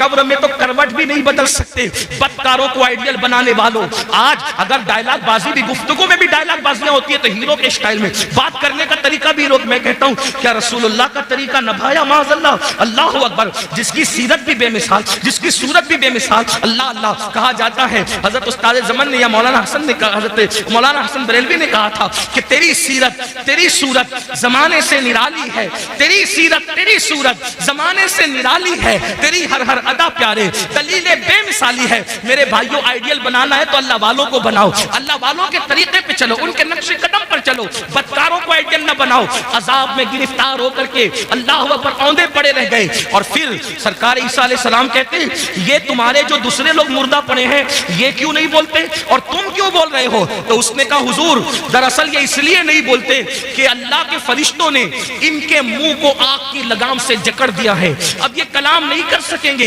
ये बात नहीं कर सकते, इनके मुंह आग की लगाम से जकड़े गए हैं। अल्लाह अकबर। फिर आपने फरमाया कि तू क्यों बोल रहा है? उसने कहा मैं इन लोगों में से नहीं हूं, हकीकत में इन लोगों में से नहीं हूं। जब इन पर अजाब नाजिल हुआ तो मैं इनके साथ बैठा हुआ था, यानी मैं मुजरिम नहीं हूं।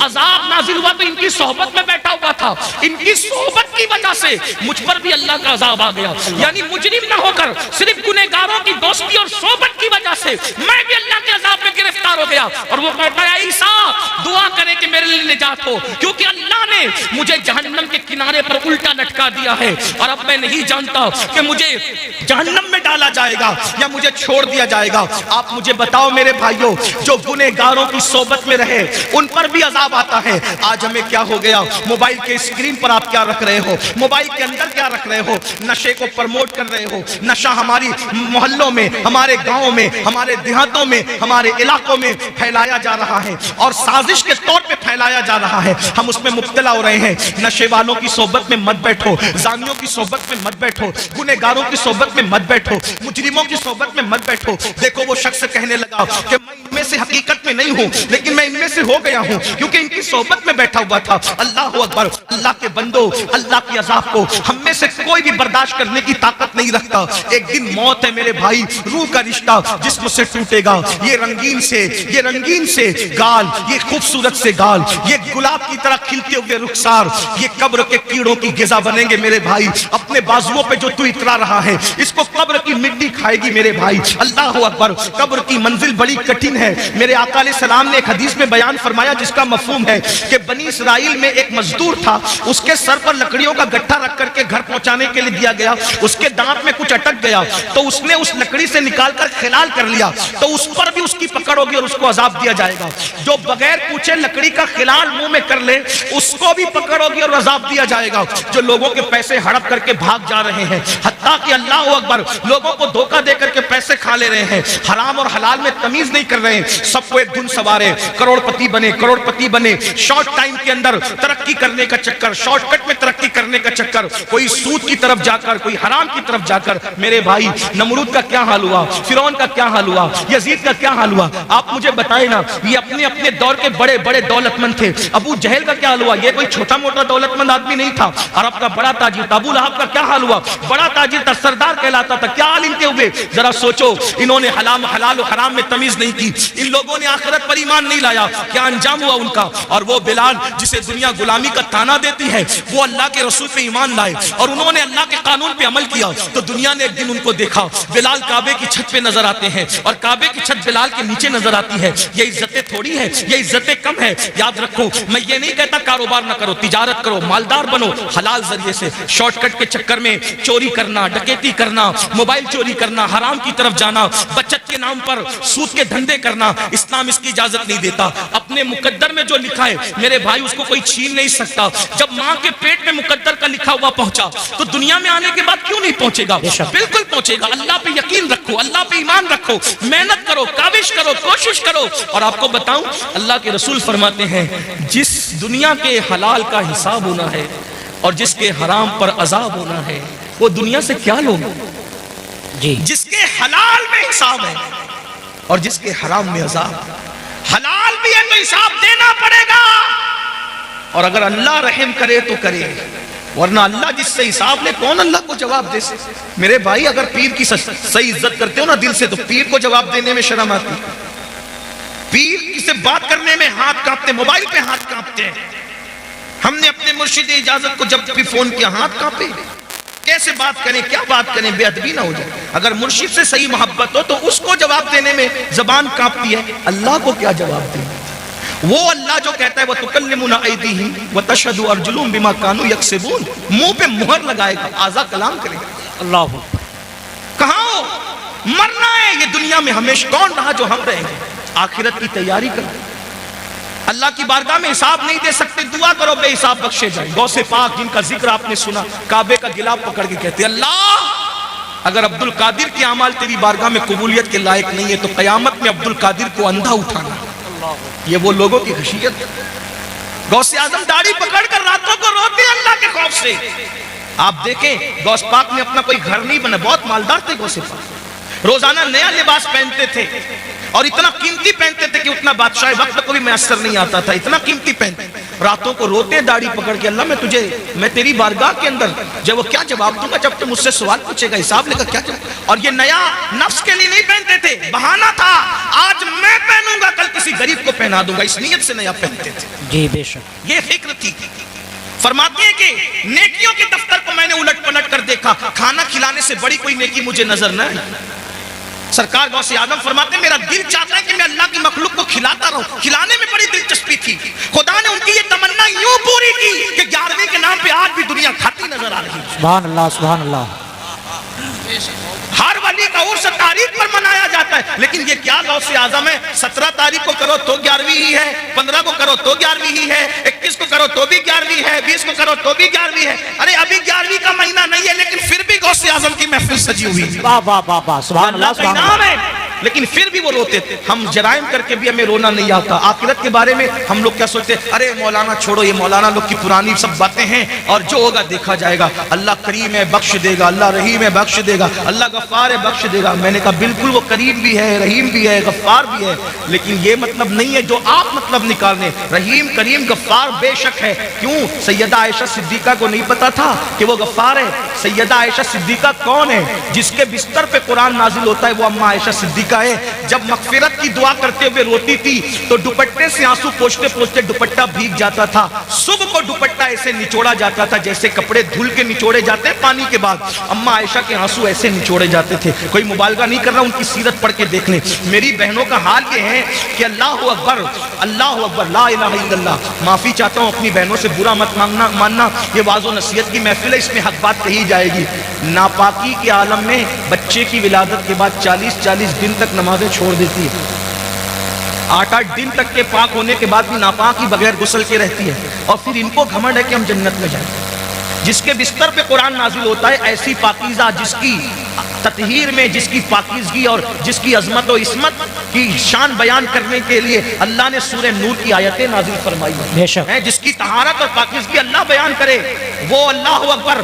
खुदा जिसकी पाकीज़गी का ऐलान करे, वो सैयदा आयशा सिद्दीक़ा रज़ियल्लाहु ताला अन्हा। रात रात भर रोए मग़फ़िरत की दुआ करते हुए, और जिनकी जिंदगी में कोई नमाज ही नहीं, जिन्हें यह भी नहीं पता कि ज़ोहर और जुमा के मसाइल क्या हैं औरत के लिए, उनको घमंड है कि हम तो जन्नत में जाएंगे। अल्लाह करे तुम जन्नत में जाओ, सब जाओ, बेहिसाब जाओ, तुम्हारे सदक़े मैं भी जाऊं, लेकिन बड़ी माज़रत के साथ इतनी सस्ती नहीं है मेरे भाइयों जन्नत। और मेरी बहनों सीरियल देख करके वक्त गुजार रहे हो, औरतें बारीक और पतले लिबास पहन चुकी हैं, दुपट्टे को मफलर बना चुकी है। औरतों को नहीं पता, अल्लाह के रसूल अलैहिस्सलाम इन औरतों का अजाब याद कर करके रोते थे। एक दिन सैयदा फातिमा ज़हरा ने पूछा, बाबा आप घुटनों में सर रख के रो रहे हैं। फरमाते हैं, फातिमा मैंने शबे मिराज औरतों पे जो अजाब होते देखा, वो याद करके मुझे आंसू आ रहे हैं। मैं रो रहा हूं कि औरतों को हाल ये था कि उनको उनके बालों से जहन्नम के अंदर औंधा लटकाया गया। औरतों को बांध कर जहन्नम में औंधा लटकाया गया था, और उनके सर जैसे खोल रहे थे जैसे चूल्हे पे हांडी खोलती, उनके सर खोलते मैंने देखा। मैं क्यों ना रोऊं फातिमा, उन औरतों का अज़ाब मुझे रुला रहा है। मेरी बहनों, जहन्नम का अज़ाब भी कुछ कम न था कि जहन्नम में बालों से बांध के लटकाया गया और खोपड़ियां खोल रही थी जैसे चूल्हे पे हांडियां खोलती है। तो पूछा सैयदा ने, बाबा उनकी खोपड़ियां क्यों खोल रही थी, उनको सर के बालों से क्यों बांधा गया था? तो आका फरमाते हैं वो बगैर दुपट्टे के अजनबी मर्दों के सामने जाती थी, सर खोलकर अजनबी मर्दों से के सामने जाती थी, इसलिए उनको इस तरीके से अजाब किया गया है। मेरी बहनों, है अल्लाह के अजाब को बर्दाश्त करने की ताकत। अगर बत्ती का झटका लग जाए तो अल्लाह अकबर, अगर चाय गरम गरम एक घूंट मुंह में डाल लो, जबान जल जाती है तो दिन भर खाना नहीं अच्छा लगता। मेरी बहनों बताओ, सच्चे नबी का फरमान, सादिक मज़दूक का फरमान, रहमतुल लिल आलमीन का फरमान, जिसने अपनी मर्जी से कभी जबान को जुम्बिश ही नहीं दी, अगर यूं ही जहन्नम में डाला जाए तो भी कम नहीं है। वो जहन्नम की आग जिसमें पहाड़ पिघल जाएंगे, उसमें औरतों को औंधा लटकाया जाए, बालों से हांडी की तरह उनका सर खोलने लगे, खोपड़ियां खोलने लगे। वजह क्या? दुपट्टों को मफलर की तरह लटका कर बगैर दुपट्टे के या सर खोलकर मर्दों के सामने जाती थी, तो ये हाल हुआ। अब आपसे पूछता हूँ, अरे भाई, तुझे अपनी बहन से अगर प्यार है तो अपनी बहन को तू दुपट्टे की ताकीद क्यों नहीं करता? ऐ शौहर, अगर तुझे अपनी बीवी से प्यार है, अपनी बीवी को दुपट्टे की ताकीद क्यों नहीं करता? ऐ बेटे, अगर तुझे अपनी माँ से प्यार है, अपनी माँ को प्यार के साथ दुपट्टे के लिए क्यों नहीं समझाता? और आपसे पूछता हूँ, बगैर दुपट्टे के घूमने में कौन सी फजीलत है, और जो वो सर को खोलने में कौन सी फजीलत है? अल्लाह अकबर। कल भी अगर इज्जत मिली थी तो सैयदा फातिमा के नक्शे कदम पर चलने में औरतों को मिली थी, और आज भी मिलेगी तो उसी में मिलेगी। अदाकाराओं को आइडियल बनाने में नहीं मिलेगी। बहनों से कहता हूँ, नहीं बर्दाश्त कर सकती मेरी बहन, तुम भी और हम भी, कोई बर्दाश्त नहीं कर सकता। तौबा करो। तकरीर की महफिल, वास की महफिल का मकसद इनकलाब है, तब्दीली है, तौबा है।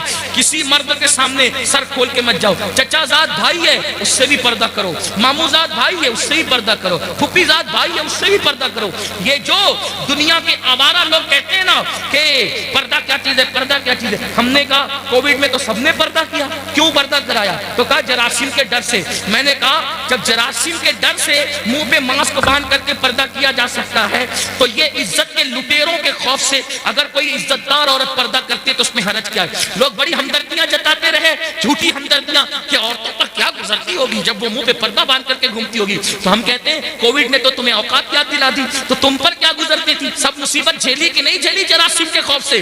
तो ये जरासीम कम है, ये सिर्फ जान लेंगे, लेकिन ये जरासीम तो आबरू ले लेंगे, ये जरासीम तो आबरू ले लेंगे, ये जरासीम तो ईमान ले लेंगे। इसलिए बहनों से कहता हूं, किसी के बहकावे में आने की जरूरत नहीं। वल्लाह मजहब इस्लाम जैसा मजहब जमीन पे कोई है ना हो सकता। जी बेशक बेशक, ये किसी इंसान का बनाया नहीं, ये अल्लाह का अता किया हुआ है। और फिर मैं तो बार अपनी बहनों से कह चुका हूं, अगर कोई पर्दे में तुम्हें देख के ताना दे तो उसके ताने की परवाह मत करना, क्योंकि हमारे नबी की शहजादी की शान ये है कि उन्होंने यूं पर्दा किया कि उनके सर के दुपट्टे को कभी चांद और सूरज ने भी नहीं देखा। मेरे इमाम कहते हैं, जिसका आंचल न देखा महो महर ने, उस रिदाए नजाहत पे लाखों सलाम। और जाते जाते बहनों को इतना जरूर, हालांकि ये बहनें ऐसी नहीं है, हिंदुस्तान की औरतें ऐसी नहीं, लेकिन जहां तक आवाज पहुंचनी, अल्लाह मेरी आवाज पहुंचा दे। अब मैं उससे दुआ करता हूं, जब गले में दुपट्टे को मफलर की तरह लटका के मर्दों के सामने जो औरत सर खोल के जाए तो उसको जहन्नम में औंधे मुंह लटका कर उसकी खोपड़ी हांडी की तरह खोलाई जाए, तो जो औरतें मर्दों के साथ, अजनबी मर्दों के साथ अफेयर करती हो, नाजायज ताल्लुकात बनाती हो, और पार्कों में घूमने जाती हो, फिल्मों में जाती हो, अजनबी लड़कों से दोस्तियां रचाती हो, उस औरत का क्या हाल होगा? सिर्फ सर खुले गई, तवज्जो करें, सिर्फ सर खुले गई, ये हाल हुआ। तो जिसने अपनी आबरू ही बेच दी उसका क्या अंजाम? इसलिए ये दुनिया है, दुनिया से बढ़कर बेवफा कोई चीज देखी नहीं है। मेरी बहनों, आपको मशवरा है, तारीख पढ़ो। जिन औरतों को हल्दी और चंदन और दूध से नहलाया जाता था, जिनके बालों में मोती पिरोए जाते थे, जिनके घगरे और जिनके लिबास को उठाने के लिए दर्जनों कनीजें पीछे पीछे चला करती थी, जिनको पंखा झलने के लिए दर्जनों कनीजें खड़ी रहती थी, जाओ ढूंढो उनकी कब्रों का निशान, मिले तो हमें भी बताओ, है उनकी कब्रों का निशान? हल्दी चंदन दूध में नहाने वाली औरतें, है उनकी कब्रों का निशान? लाओ बताओ, कहां है? कौन उनका नाम लेता है? फुला बेगम, फुला बेगम, फुला बेगम। नाम लूंगा तो लोगों को तकलीफ होगी। कहां है उन बेगमों के जिनके लिए बड़ी बड़ी इमारतें यादगारों में बनी? कहां है उनके निशानात कब्रों के? कौन है उनकी कब्रों पर फातिहा पढ़ने वाला? बताओ, कौन है उनका नाम लेवा? बताओ। कुछ नहीं बचा, लेकिन वो सैयदाए कायनात, वो मखदूमाए कायनात, वो मलका फिरदौस बरी, वो हसनैन की अम्मी, जिसके घर में 3-3 महीने तक चूल्हे नहीं जलते थे, जिसने 17-17 पेवन वाला दुपट्टा पहना, जब तकवा और परहेजगारी इख्तियार की, खुदा ने वो मकाम अता किया कि आज भी जुमा का खतीब जब तक नाम फातिमा नहीं लेता उस वक्त तक खुतबा मुकम्मल नहीं। बेशक, सुभान अल्लाह, सुभान अल्लाह। सैयदा फातिमा तो फिर भी बिन्ते रसूल है, हुजूर की शहजादी है। राबिया बसरी क्या है? हैं? उनके बाप का नाम लोग नहीं जानते, उनकी अम्मी का नाम लोग नहीं जानते, उनका नसब नहीं जानते, लेकिन जब राबिया का नाम आता है तो इज्जत से सर झुक जाता है। क्यों? इसलिए कि उस खातून ने परहेजगारी तकवा इख्तियार किया। तो पता चला दुनिया के जेवर, दुनिया की दौलत, दुनिया का मकान सब कुछ नहीं, आखिरत की तैयारी करो। आखिरत में जो कामयाब हो गया असल वही कामयाब है, वरना ऐसी नाकामी होगी कि पछताने से काम नहीं चलेगा। कुरान कहता है वल तंजुर नफ्सुम मा क़द्दमत लिगद, आखिरत के लिए क्या तैयारी की है। आखिरी रसूलुल्लाह का एक फरमान दिल पे लिख लो। अल्लाह के रसूल अलैहिस्सलाम फरमाते हैं, हदीस सुन लो, 40 साल से ज्यादा अगर किसी की उम्र हो जाए, मफहूम पेश कर रहा हूं, सुन लो, इसी पे बात पूरी हो रही है आज। 40 साल से ज्यादा किसी की उम्र पूरी हो जाए, न उसके पास तौबा है और उसके गुनाह उसकी नेकियों पर गालिब है, यानी नेकियां कम करता है, गुनाह ज्यादा करता है और तौबा भी नहीं करता। आका फरमाते हैं वो अपने आप को जहन्नम के लिए तैयार कर ले। तैयार हो जाओ जहन्नम के लिए। जहन्नम का वो अजाब जिसमें पहाड़ भी पिघल जाएंगे, जहन्नम का वो अजाब जिसमें फरिश्ते जो अजाब देने के लिए वो गूंगे और बहरे, वो मारेंगे तो आवाज भी आपकी चीख पुकार की लोगों की सुनाई नहीं देगी। ऐसा अजाब होगा, ना किसी कान ने सुना, ना किसी आंख ने देखा। उसकी हकीकत को मुकम्मल तौर पे बयान नहीं किया जा सकता। का इरशाद फरमाते सल्लल्लाहु अलैहि वसल्लम कि अल्लाह के अजाब को जो मैं जानता हूं, अगर वो तुम भी जानने लगो तो तुम ऐसे पिघलने लगोगे जैसे नमक पानी में पिघल जाता है, ऐसे पिघलने लगोगे। अजाब की हकीकत अगर तुम पे वाज़े हो जाए, फरमाया तुम गोश्त खाना छोड़ दो, अच्छा लिबास पहनना छोड़ दो, मुस्कुराना छोड़ दो, हंसना छोड़ दो। हरफों से लिखी जाती है, और जिस कौम का जवान बिगड़ जाता है, आवारा हो जाता है, उस कौम को सफ़े हस्ती से मिटा दिया जाता है। नौजवानों का तकद्दुस ही किसी कौम को बुलंदी पे ले जाता है, और नौजवानों का पाप किसी कौम को तबाह कर देता है, बर्बाद कर देता है। मेरी कौम के जवानों, तुम जवानी को समझते क्या हो? अल्लाह को जवान भी पसंद है और जवानी की इबादत भी पसंद है। जानते हो अल्लाह के रसूल अलैहिस्सलाम ने फरमाया, जो जवान जवानी में पाक दामन हो, जो जवान जवानी में पाक दामन हो, यानी जवानी में जिना न करे, अपने हाथों से अपनी जवानी को बर्बाद न करे, गंदगी न करे, हराम काम न करे। जब कोई जवान जवानी में मुकद्दस बन जाता है तो उस जवान को अल्लाह 70 सिद्दीकों का सवाब अता फरमाता है। कि सिद्दीक किसे कहते हैं? शहीद से भी बड़ा मर्तबा सिद्दीक का है, वली से भी बड़ा मर्तबा सिद्दीक का है। मर्तबा नबुव्वत के बाद सबसे बड़ा मर्तबा अगर कोई है तो वो सिद्दीक का मर्तबा है। और जवानी में गुनाह से बचने वाले को 1-2 नहीं 70 सिद्दीकों का सवाब अता किया जाता है, 70 सिद्दीकों का। और एक बात ये भी कह दूं, अगर जवानी में पाप करोगे, जिना, लड़कों के साथ बुराई, बदफेली, जुर्म, बहुत सारी चीजें, मैं हया के पर्दे में ही बोल सकता हूँ, माइक पे बहुत ओपन गुफ्तगू नहीं हो सकती, डर भी लगता है, दिल भी नहीं चाहता, लेकिन मजबूरी है। मरीज जैसे होंगे, दवाएं भी तो वैसी कड़वी देनी ही पड़ेगी। बड़ी माजरत के साथ, जिस तरह जिना आम हो रहा है लड़कों में, नौजवानों में, वैसे ही बदकारी। दोस्त तो दोस्ती, अब इसलिए पहले दोस्ती एक दूसरे की मदद के लिए की जाती थी, हेल्प के लिए की जाती थी, एक दूसरे के सुख दुख में शिरकत के लिए की जाती थी। अब लड़के दोस्ती आपस में इसलिए करते हैं कि एक दूसरे के साथ बदी करें, बदकारी करें। ये भी गंदी फिल्मों की वजह से ये गुनाह प्रमोट हो रहा है। पता है इसका अंजाम क्या है? अल्लाह अकबर, जब कोई मर्द किसी मर्द के साथ बदकारी करता है, हया के पर्दे में करूं, बहुत ओपन नहीं कह सकता, हया भी तो कोई चीज है ना, तो पता है क्या होता है? आका अलैहिस्सलाम फरमाते हैं अल्लाह का अर्श कांपने लगता है। दुनिया में जितने गुनाह होते हैं, जितने गुनाह, 2 गुनाह पे अर्श के कांपने का जिक्र है। 2 गुनाह, एक तो जब यतीम रोता है, जब यतीम रोता है तो अल्लाह का अर्श कांपता है, और नंबर 2 जब कोई मर्द के साथ बदकारी करता है, गंदा काम करता है, अल्लाह का अर्श कांपता है। आका फरमाते करीब है कि आसमान गिर जाए जमीन पर। जब ये गुनाह होता है, जब ये गुनाह होता है, तौबा कर ले लोग, वरना अल्लाह की पकड़ से कोई नहीं बच सकता। सबसे छुप के करते हो ना, रब से छुप सकते हो? कुरान कहता है इन्नल्लाह काना अलैकुम रकीबा, तुम पर कड़ी निगरानी कर रहा है। सीसीटीवी कैमरे के सामने आते हो तो नाक साफ करने में भी शर्म आती है कि मैं सीसीटीवी कैमरे के सामने हूं। पान खाया, गुटखा खाया तो मैं थूक कैसे दूं, क्योंकि सीसीटीवी कैमरे के सामने हूं। सीसीटीवी कैमरे का इतना ख्याल है, अल्लाह देख रहा है, अल्लाह देख रहा है, अल्लाह देख रहा है। इन्नल्लाह काना अलैकुम रकीबा, अल्लाह देख रहा है। अल्लाह की कदर नहीं करते, बाप देखे तो सिगरेट नहीं पीते। अल्लाह देख रहा है, बदकारी करते हैं। अल्लाह देख रहा है, जिना करते हैं। अल्लाह देख रहा है। वमा कदरुल्लाह का कदरी, अपने अल्लाह की तुमने वो कदर की नहीं जो करनी चाहिए। कहते हैं मौलाना लुट रहे हैं, पिट रहे हैं, तबाह हो रहे, बर्बाद हो रहे हैं। जो कौम अपने अल्लाह की कदर ना करे उस कौम की कदर होगी। आज जो पूरी दुनिया में जिल्लत और रुसवाई के घाट उतार दी गई है, ये कौम वजह अल्लाह की कदर छोड़ दी। अल्लाह फरमाया वमा कदरुल्लाह हक़्क़ क़द्री, अल्लाह कह रहा है अल्लाह की तुमने वो कदर की। मेरे भाई, अगर 4 लोग देख रहे हो ना, आदमी बड़ा लुकमा नहीं खाता, बड़ा लुकमा मुंह में नहीं डालता, लोग क्या कहेंगे। लोग देख रहे हो तो बड़ा लुकमा खाने में शर्म आती, अल्लाह देख रहे तो जिना कैसे कर लेते। अल्लाह देख रहे कानों में एयरफोन लगा करके गाने कैसे सुन लेते। अल्लाह देख रहे नरम नरम गद्दों पे लेटकर जिना की फिल्में कैसे देख लेते हो। अल्लाह देख रहे। अगर ये अकीदा है कि अल्लाह नहीं देख रहा है, फिर पूछ लो इन उलमा से तुम कौन हो। और अगर ये अकीदा है कि अल्लाह देख रहा है और फिर भी ये सब कर रहे हो, फिर भी पूछ लो कि कौन हो। पूछ लो ना इन उलमा से कौन हो, पूछो अपने उलमा। सब पे फतवे लगवाने का शौक है, जरा कभी अपने आप को भी शरीयत की अदालत में खड़ा करके देखो ना, हम कौन है। अपनी अल्लाह की कदर नहीं करे, जो माँ बाप की कदर न करे, मरते वक्त तो उसकी जबान पे कलमा नहीं आता। जो अल्लाह की कदर न करे, बताओ ना, एक दिन मरना है। मेरे भाइयों, मैं तुम्हें बद्दुआ देने नहीं आया, कोसने नहीं आया, तुम्हें ख्वाब से बेदार कर। अल्लाह करे कोई सोता हुआ उठ जाए, सूना जंगल, रात अंधेरी, छाई बदली काली है, सोने वालों जागते रहियो, चोरों की रखवाली है। अल्लाह अकबर।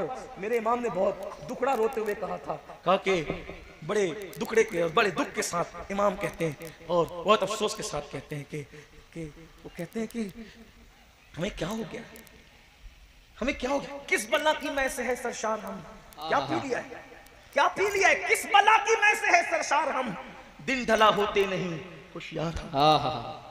ये जवानी पर गुरूर घमंड करके गुनाह करते हो, दौलत पर गुरूर घमंड करके गुनाह करते हो, जिंदगी पे गुरूर घमंड करके गुनाह करते हो। एक दिन मौत है, जवानी भी जाएगी, जिंदगी भी जाएगी। मौत की तलवार सबके सरों पे, मेरे भी और आप सबके सरों पे लटक रही। एक दिन मौत की ये तलवार ऐसा हमला करेगी जिस्म और रूह का रिश्ता टूट जाएगा। अगर अच्छा अमल नहीं किया ना मेरे भाई, इस जिस्म में कीड़े छे जाके, ये तो नहीं कह सकता किसी कब्र को खोल के देख लो, कब्र तो खोली नहीं देख जा सकती, लेकिन जो कब्रें खुली है ना पापियों की, मालूम कर लो, तहकीक कर लो, इस जिस्म में कीड़े चले। नरम नरम गद्दों पर गंदी फिल्में देखने वालों जवानी के नशे में, इस जिस्म में कीड़े चले। सोचो, मक्खियां पेशानी पे भिनभिनाती है तो आदमी की नींद खुल जाती है, अपने कमरे में पंखा बंद हो जाता है तो आदमी की नींद खुल जाती है। चूंटियां और मच्छर हमारे जिस्म पर आते हैं तो इंसान बेचैन हो जाता है। एक बार इतनी नन्ही सी चूंटी काट ले तो आदमी उसकी जलन को बर्दाश्त नहीं कर पाता। मेरी कौम के जवानों, अल्लाह को नाराज करने वालों, अल्लाह के गजब को दावत देने वालों, जब इस जिस्म में कीड़े चढ़ेंगे कौन बचाएगा। ये दुनिया बेवफा है, बेवफा ही दुनिया, कोई साथ नहीं है, कोई किसी के साथ गया नहीं है, हमारे साथ कोई नहीं है। लोग तो मैयत में भी नहीं आते मेरे भाई, किस दुनिया से दिल लगा रखा है। जगह जी लगाने की दुनिया नहीं है, ये इबरत की जा है, तमाशा। ये बेवफा लोग हैं जिनसे दिल लगाकर इनके कहने में आके गुनाह कर। लोग जनाजों में नहीं आते। गालिब ने कहा था, हमने माना कि तगाफुल न करोगे लेकिन खाक हो जाएंगे, हम तुमको खबर होने। लोग जनाजों में नहीं आते मेरे भाई। हमने तो कोविड में ये मंजर भी देख लिया कि बाप के जनाजे में बेटा न गया, बेटे के जनाजे में बाप न गया।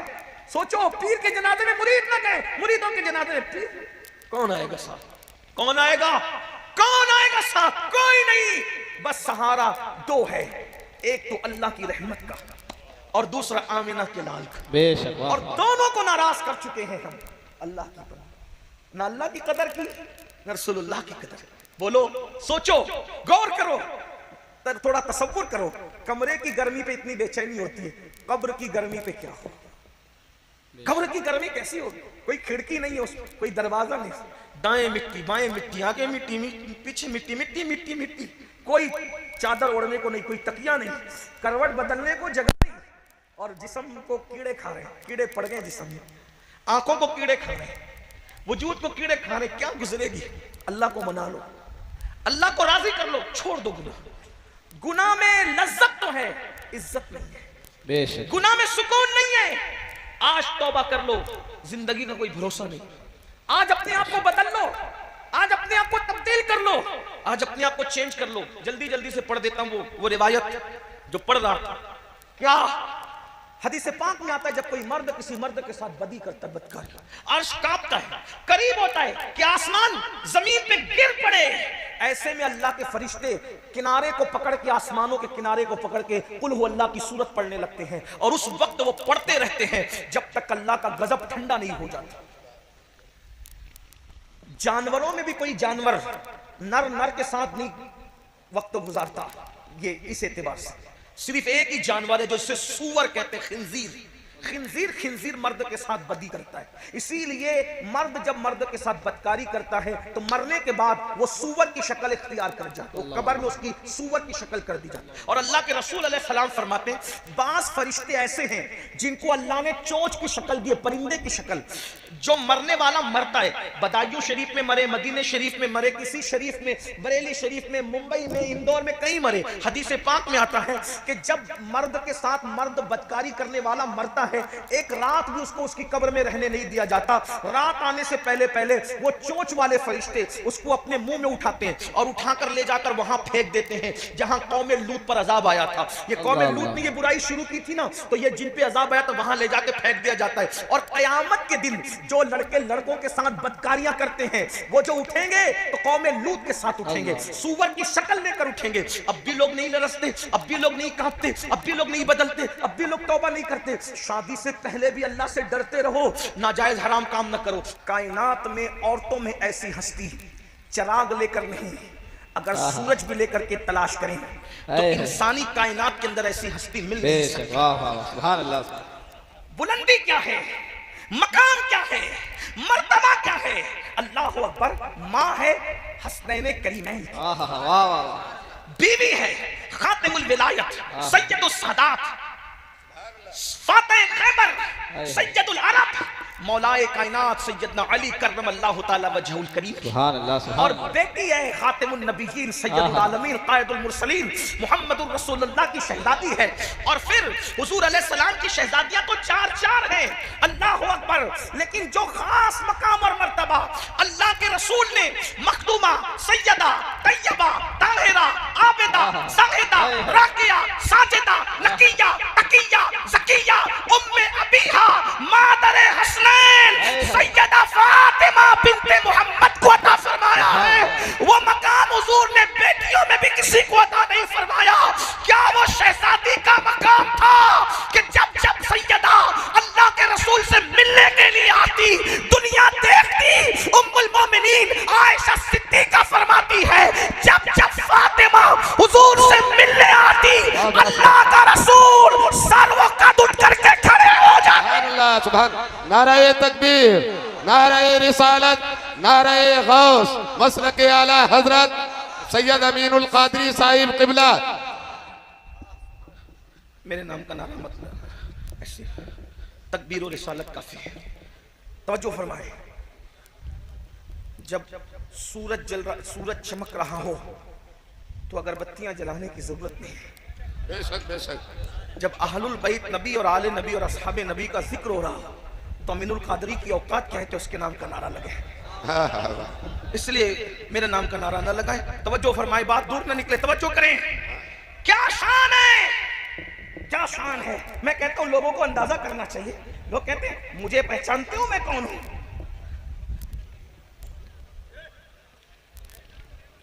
लोग कहते हैं मुझे पहचानते हो मैं कौन हूं। सैदपुर और गिरदो नवाज से आने वालों अंदाजा करो इंसान की इस्मत का अंदाजा किस बात से लगता है। लोग कहते हैं मुझे पहचानते हो मैं कौन हूं। हमने कहा कौन है तू?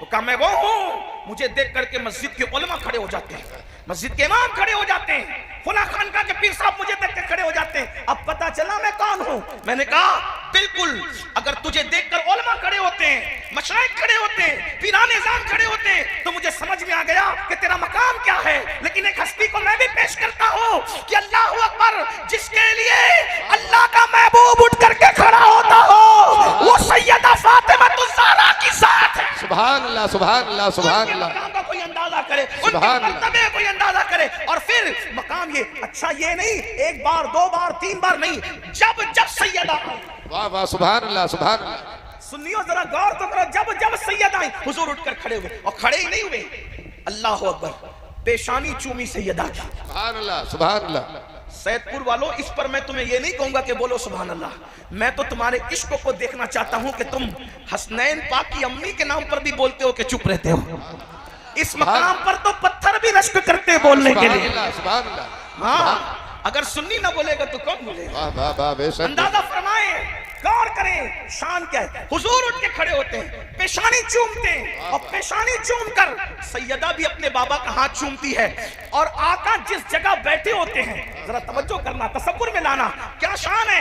आका जिस जगह बैठे होते हैं उस जगह से उठ जाते हैं और अपनी जगह सैयदा फातिमा ज़हरा को बिठाते हैं, और बिठा करके जो फिर जुमला कहते हैं, अल्लाह अकबर कहते हैं, फिदा के उम्मी वाबी या फातिमा, फातिमा मेरे माँ बाप तुझ पर कुर्बान हो जाए।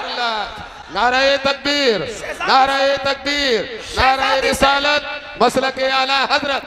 शहजादी से प्यार इतना है, शहजादी से प्यार इतना है, लेकिन उस शहजादी का किरदार ये है। अब किरदार सुनो नबी की शहजादी का। अपनी साल, 1.5 साल, 2 साल तक रही, बाद में लड़के ने अचानक कह दिया, ये लड़की के साथ मैंने निकाह नहीं करना।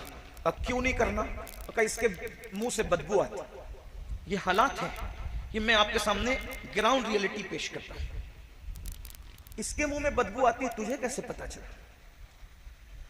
ये लम्हा फिक्री है कि नहीं? इसका जिम्मेदार कौन है? उसकी तो जिंदगी लुट गई।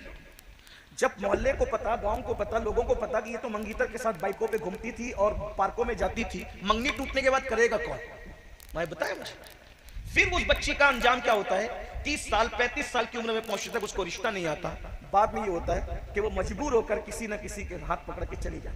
फिर उसमें वो ये भी नहीं देखती कि वो एक कलमा पढ़ने वाला है या कलमे का इनकार करने वाला है। जिम्मेदार कौन है? कौन है जिम्मेदार? जो बच्चियां जा रही हैं, हम उनके साथ नहीं हैं, लेकिन जिम्मेदार कौन है? उसका जालिम बाप, उसकी जालिम मां, उसकी जालिम बहन, उसकी जालिम भाभियां, उसके जालिम भाई, जिन्होंने उसको मंगनी के बाद इस तरीके से चलने फिरने की इजाजत दी और किसी को अय्याशी करने की इजाजत दी। बड़ी माजरत के साथ ये सूरत हाल पूरे मुल्क में पैदा हो रही है। पाकिस्तानी सीरियलों में जो देखते हो, जो सीरियलों में देखते हो, उसको अपनी प्रैक्टिकल लाइफ में करने की कोशिश करते हो। हमें किसने कहा कि हम पाकिस्तानी सीरियलों को फॉलो करें? लानत करते हैं उन सीरियलों पे। किसी भी मुल्क में अगर अय्याशी सिखाई जाती हो, हमें किसी से क्या ताल्लुक? अगर हिंदुस्तान के किसी सीरियल के अंदर जिना सिखाया जा रहा हो, नशा प्रमोट किया जा रहा हो, हम उस पे भी लानत करते हैं, और पाकिस्तान से कोई हो रहा उस पे भी लानत करते हैं, उस फिक्र पे लानत करते हैं। याद रखना, हमें किसी से क्या, हम तो मुस्तफा जाने रहमत के गुलाम हैं। और सीरियल देखकर जिंदगी गुजारने का तरीका वो सीखे जिसके पास मोहम्मदुर रसूलुल्लाह का तरीका ना हो, जिसके पास कुरान जैसी किताब ना हो, जिसके पास हुजूर के अहलुल बैत का किरदार ना हो, जिसके पास हुजूर की पाक अज़वाज का किरदार ना हो। वो सीरियल देख करके ये लानती तरीका सीखे। हमारे पास तो हुजूर की वो सीरत मौजूद है जिसके बारे में कुरान कहता है, लक़द काना लकुम फी रसूलिल्लाहि उस्वतुन हसना। तुम्हारे रसूल की जिंदगी तुम्हारे लिए बेहतरीन नमूना है। तेरी सीरत, तेरी सूरत जमाने से निराली है, तेरी हर हर अदा प्यारे, दलीले बेमिसाली है। अल्लाहु अकबर। अंदाजा करें, हमने अपनी बेटियों को बगैर दुपट्टे के छोड़ दिया, हमने अपनी बेटियों को मंगीतरों के साथ भेज दिया, लेकिन आओ हुजूर ने अपनी शहजादी, जिसका खून, जिसकी रगों में रसूलुल्लाह का खून है, जिसकी रगों में रसूलुल्लाह का खून है, सारी दुनिया के सैयद, तवज्जो, सारी दुनिया के सैयद नस्ले सैयद है, सारी दुनिया के सैयद नस्ले सैयद है। सैयदा फातिमा असले सैयद, क्या जुमला, असल है वो, सैयदों की असल है। तवज्जो फरमाए, सारी दुनिया की सियादतें जिसके बगैर रसूलुल्लाह से जुड़ ना सके, यही एक नुक्ता है जो सैयदों को रसूलुल्लाह से जोड़ने वाला है। और वो जात सैयदा फातिमा ज़हरा, गौसे पाक जैसा सैयद भी अगर सैयद कहला रहा है तो वो सदका है सैयदा फातिमा। बेशक, वाह वाह। गरीब नवाज जैसे सैयद भी अगर उनकी सियादत चमक रही है, वो सदका सुभान अल्लाह, सुभान वारिस अल्लाह। पाक की सियादत, सैयदा का सदका, महरेरा के ज़ैदी, मुक़द्दस सादात का सिलसिलतुल ज़हब, सैयदा कायनात सैयदा फातिमातुज़ ज़हरा का क्या हस्ती है। हुजूर जिसके लिए खड़े हो, हुजूर जिसको कहे तुझ पे मेरे माँ बाप कुर्बान, अल्लाह अकबर। बेटे इतने मुकद्दस कि जन्नती जवानों के सरदार। अरे किसी का बेटा जन्नती हो जाए उस माँ के लिए कमाल, लेकिन सैयदा फातिमा वो माँ है जिसके दोनों बेटे जन्नती जवानों के सरदार हैं, जवानाने जन्नत के सरदार है, जिसका बाबा नबियों का सरदार, जिसका शौहर वलियों का सरदार, खातिमुल विलायत जिसका शौहर, सैयदुल अरब जिसका शौहर। किरदार देखो, किरदार, किरदार ये है। खूने रसूल अपनी जगह, रसूलुल्लाह की शहजादी अपनी जगह, इल्म अपनी जगह, सब चीजें हैं, लेकिन किरदार ये है कि सैयदा फातिमातुज़ ज़हरा, बहनों की खास तवज्जो, गैरतमंद भाइयों की खास तवज्जो। काश कि कोई अपने घर में ऐसा माहौल पैदा कर सके। नहीं कर सकते तो कुछ तो करो। सैयदा जो दुपट्टा अपने सर पे रखती थी, सैयदा के मुबारक सर, उस सर से लगकर जो दुपट्टा होता था, उस सर पे लगे हुए दुपट्टे को भी, सर अनवर है सैयदा का, ठीक, बहुत महसूस करने वाली बात है ये। अहले इल्म पर, अहले इश्क पर छोड़ रहा हूं, महसूस करने वाली बात। घर जाकर सोचना, सैयदा का मुबारक सर, उस सर अनवर पर जो दुपट्टा है, उस दुपट्टे को भी सैयदा ने इतनी हिफाजत की कि कोई मर्द तो उसको कभी देख भी नहीं सका, कोई मर्द ना देख सका, कोई मर्द उसको देख ना सका, कोई मर्द उसको देख ना सका, कोई साहबी उसको देख ना सके। हत्ता कि मर्द तो मर्द है, सैयदा ने उस दुपट्टे की इतनी हिफाजत की कि उस दुपट्टे को कभी चांद और सूरज ने भी नहीं देखा। वाह वाह, सुभान अल्लाह, सुभान अल्लाह। ढूंढ लीजिए, ढूंढिए, चिराग नहीं सूरज लेकर ढूंढिए। कायनात में है कोई ऐसी नसब तो इतना आला है, उस पर कोई बात ही नहीं। जिंदगी खत्म हो जाए, है ना, जिंदगी खत्म हो जाए, लेकिन सैयदा ने किरदार देखो। हालांकि जिसके हुजरे में इजाजत के बगैर जिब्रील अमीन भी ना आए, जिसके हुजरे में हज़रत उस्ताद ज़मन कहते हैं बेइजाजत उनके घर जिब्रील भी आते नहीं, बेइजाजत। बहुत अच्छा सुन रहे तो मेरा दिल चाहता है कि मैं इस उन्वान पे सुनाऊं। बेइजाजत उनके घर जिब्रील भी आते नहीं, कद्र वाले जानते हैं कद्र शान अहले बैत, कद्र वाले जानते हैं कद्र शान अहले बैत। जिसके घर में जिब्रील भी इजाजत के बगैर ना आते हो, जिब्रील तो जिब्रील है। हुजूर ने तालीम उम्मत के लिए, हुजूर खुद भी उनके घर, हुजूर खुद भी उनके घर जब तक इजाजत नहीं लेते, हुजूर खुद भी तशरीफ नहीं लेते। अल्लाह के रसूल मालिक कौनैन खुद भी तालीम उम्मत के लिए खुद भी हुजूर तशरीफ नहीं लेते। लेकिन एहतियात देखें, सैयदा फातिमातुज़ ज़हरा ने अपने सर के दुपट्टे को चांद और सूरज से भी बचाया।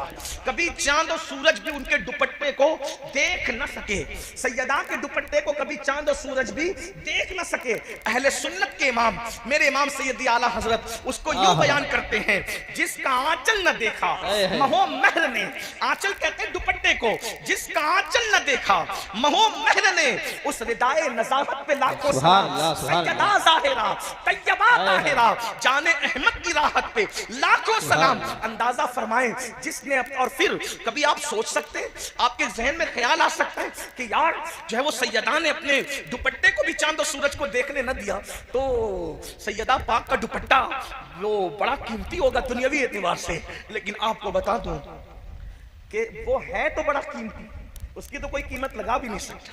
करोड़ों बादशाहों के तख्त और ताज को एक पल्ले में रख दो और सैयदा की चादर को एक पल्ले में रख दो, कोई मुकाबला नहीं है। किसी शायर ने बहुत अच्छा शेर कहा था, बहुत प्यारा लगा मुझे, अल्लाह उसकी बख्शिश करे, उसे जजा दे। जिसने भी कहा, नहीं पता किसने कहा, उसने कहा था एक पल्लू में समा जाएंगे सब माहो नुजूम, एक पल्लू में समा जाए। पल्लू कहते हैं चादर के एक किनारे को, एक पल्लू में समा जाएंगे सब माहो नुजूम। सैयदा की चादर की शान बयान हो रही है, एक पल्लू में समा जाएंगे सब माहो नुजूम। चादर फातिमा ज़हरा को तू समझा क्या है? वाह वाह, सुभान अल्लाह, सुभान अल्लाह। चादर सैयदा ज़हरा को तू समझा क्या है? तो बज़ाहिर लोग समझते बहुत महंगी होगी, कीमती होगी, लेकिन आपकी मालूमात के लिए बता दूं, वो जाहिरी तौर पर, जाहिर के एतबार, कीमत के एतबार से बहुत महंगी नहीं थी। कीमती तो बहुत थी मगर महंगी नहीं थी। देखने वालों ने बयान किया, सैयदना इमाम हसन, इमाम हुसैन, सैयदा ज़ैनब का कहा है कि माँ की चादर पर 17 पेवन लगे हुए थे। अल्लाह अल्लाह। कितने पेवन?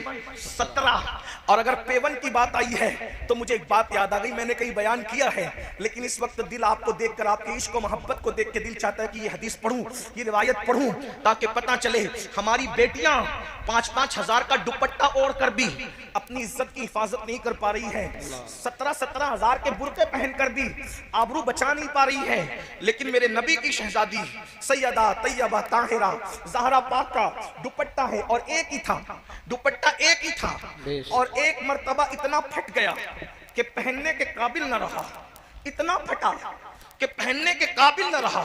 मौला मुश्किल कुशा की नजर पड़ी, मौला अली पाक की नजर पड़ी, और फिर फरमाया, फातिमा तुम्हारा दुपट्टा ज्यादा फट गया है और ओढ़ने के काबिल नहीं है। पहले से तो उसमें 17 पेवन लगे ही थे।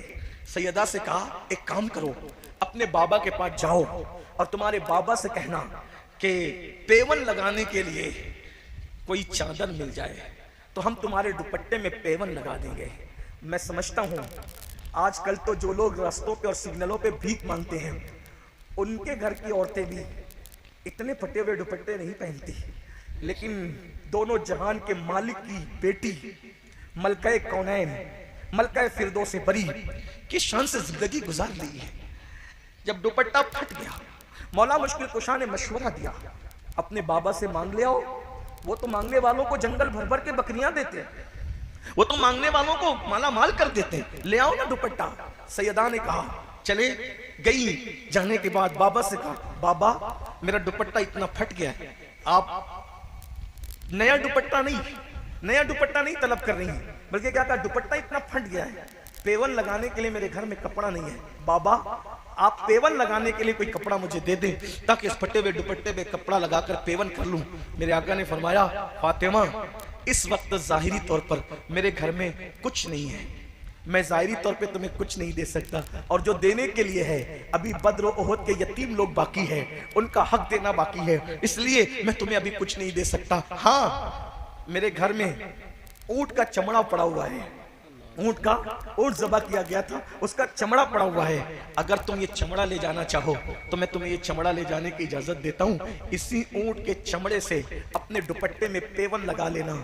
तारीख की औराक गवाह है, कौनो मकां के ताजदार, मालिक मुख्तार, मालिक जन्नत, मालिक कौसर, खालिक कुल ने आपको मालिक कुल बना दिया, दोनों जहां है आपके कब्जा व इख्तियार में। उस रसूल ने अपनी शहजादी को ऊंट का चमड़ा दिया, बेटी इसी से दुपट्टे पर पेवन लगा लो। अल्लाह अकबर। सैयदा ने वो दुपट्टा लिया और पेवन उस ऊंट के चमड़े का लगाया, और लगाने के बाद जब सर पे डाला तो डालने के बाद जैसी चादर सर पे आई, हुजूर घर में आए, बेटी के सर पर ऊंट के चमड़े का पेवन दुपट्टे में देखकर हुजूर की आंखों में आंसू आ गए।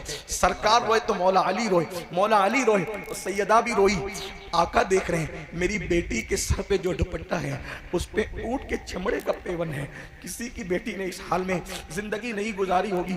आका रो पड़े, हुजूर को रोता देख करके सैयदा और मौला अली भी रो पड़े। तो सरकार ने फिर फरमाया, फातिमा क्या तुम इस बात पे खुश नहीं हो कि दुनिया वालों के लिए दुनिया की नेमत है, मोहम्मद और आले मोहम्मद के लिए तो आखिरत की नेमत है। आपसे पूछना चाहता हूँ, ये तकलीफें किसके लिए थी, ये मुसीबतें किसके लिए थी, ये परहेजगारी किसके लिए थी? हमारी बेटियों को सलीका सिखाने के लिए। आज हमारी बेटियां मोबाइल पर गुफ्तगू कर रही हैं, इंटरनेट के जरिए, फेसबुक के जरिए रिश्ते तय हो रहे हैं। शादी से पहले ये सब कुछ हो रहा है, कौन कंट्रोल करेगा? और ये कंट्रोल कोई कर सकता था तो माशरे के जवान कर सकते थे, मगर जो जवान खुद आवारा हो वो कौम की बेटियों की इज्जत की हिफाजत क्या करेगा? दुनिया जान चुकी है कि तुम बेगैरत हो चुके हो, दुनिया जान चुकी है मुस्लिम जवान बेशर्म हो चुके, दुनिया जान चुकी है कि नशा और शराब और जिना ये आज मुस्लिम जवानों का महबूब मशगला बन चुका है। इसलिए वो हमारी बेटियों को ललचाई हुई नजर से देखते।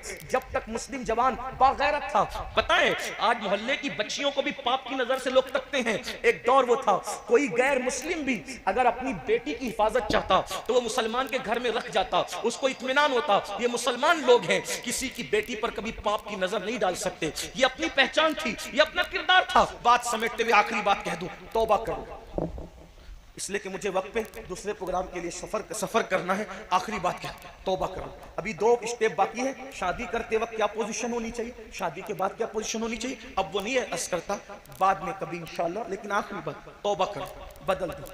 माशरे को हम संभालेंगे। देखो, तकरीर सिर्फ माशरे को बदल नहीं सकती, हम लोग माशरे का हिस्सा है।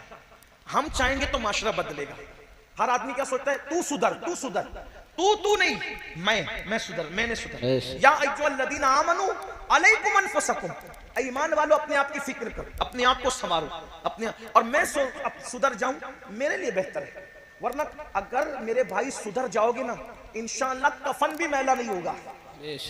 अगर सुधर जाओगे कफन भी मैला नहीं होगा।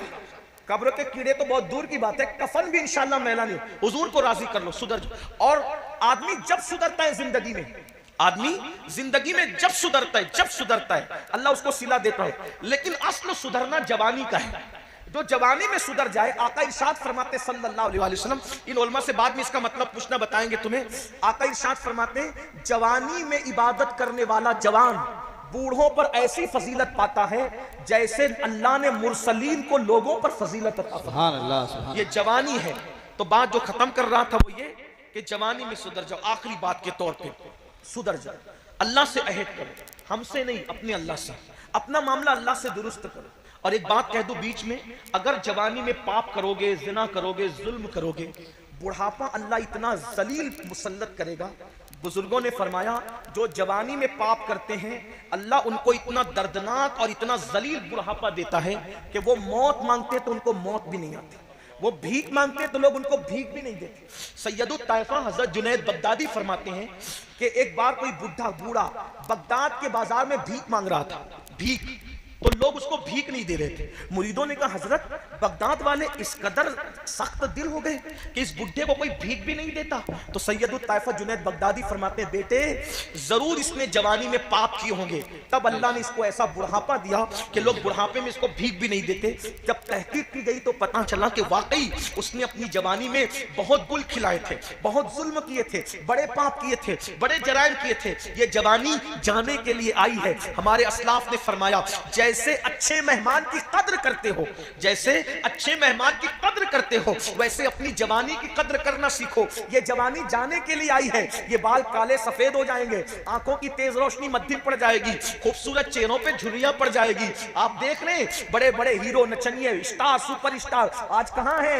जमीन खा गई, आसमां कैसे कैसे, आज कोई उनका नाम लेने वाला है? लेकिन मेरे गरीब नवाज 900 साल बीत गए, आज भी उनके डंके बज रहे हैं। महबूब लाई 700 साल बीत गए, आज भी उनके डंके बज रहे हैं। मेरे मुर्शिद गौसे पाक, आज भी उनके डंके बज रहे हैं। क्यों? इन्होंने अल्लाह को राजी किया। अल्लाह को राजी कर लो। देखो, गुनाह में कोई खैर नहीं है, गुनाह से निकलो। एक बार नेकी की जिंदगी अहद करो। कुछ लोग कहते हैं, हजरत नहीं, जो वो गुनाह से बचना आज के दौर में बहुत मुश्किल है। कुछ नहीं, सब शैतानी वसवसा है। अगर आज भी कोई बचना चाहे, मेरा अल्लाह आज भी बचा। बेशक। देख, एक मिसाल के जरिए समझाऊं, सुनना चाहते हैं? अर्ज करूं। देखिए, जब जनाबे ज़लीखा ने हजरत यूसुफ अलैहिस्सलाम को, हजरत यूसुफ अलैहिस्सलाम के साथ बदी चाहिए, यानी गुनाह करना चाहिए। बहुत खूबसूरत थे ना हजरत यूसुफ अलैहिस्सलाम, बहुत खूबसूरत, इतने खूबसूरत थे कि बुजुर्गों ने लिखा है कि खाना खाते थे तो लुकमा हलक के नीचे उतरता हुआ नजर आता, सुभान अल्लाह। और ऐसी चमक थी चेहरे में कि भूखा देखता था तो उसकी भूख खत्म हो जाती, प्यासा देखता था उसकी प्यास में। ज़ुलेखा नाम की खातून फिदा हो गई आप, और वो आपके साथ बदी चाहती थी। बादशाह की बीवी थी और अल्लाह की शान के हजरत यूसुफ उन दिनों बज़ाहिर बादशाह के यहाँ बाजार से खरीद कर लाए गए थे। उम्र छोटी, जाहिर सी जवानी, शबाब। ज़ुलेखा ने हजरत यूसुफ को अपने कमरे में बुलाया और ताला डाल दिया। कौन सा ताला? हुकूमती ताला, शाही ताला, और डाल दिया। फिर दूसरे कमरे में बुलाया, फिर ताला डाल दिया। ऐसे 7 कमरों में ताले डाल के ले गई और फिर हजरत यूसुफ से कहा, मेरे साथ बदकारी कर। एक बात और याद आई इस पर, जब हजरत यूसुफ को उसने बदी की दावत देनी चाहिए तो दुपट्टा उतार दिया और पास ही उसका बुत रखा, जिसकी वो इबादत करती थी, वो बुत, मूर्ति पास रखी थी, बुत। ज़लीखा ने दुपट्टा उस पर डाला, और दुपट्टा डालने के बाद हजरत यूसुफ से कहा मेरे साथ बुराई कर। तो हजरत यूसुफ ने कहा इस पे दुपट्टा क्यों डाला बुराई की दावत से? तवज्जो कर, गौर, हाय हाय हाय, अंदाजा कर, इस पे दुपट्टा क्यों डाला बुराई से पहले? जलीखा ने कहा इसकी इबादत करती हूं ना, इसकी इबादत, तो दुपट्टा इसलिए डाला ताकि मेरे खुदा के आंखों पे पर्दे पड़ जाए और गुनाह करते हुए मेरा खुदा देख न सके। गौर करें, मैं कहता हूं उस वक्त तो जुलेखा बुत परस्त थी, अपने माबूदे बातिल का इतना ख्याल था, मुसलमानों माबूदे हक का ख्याल छोड़ दिया।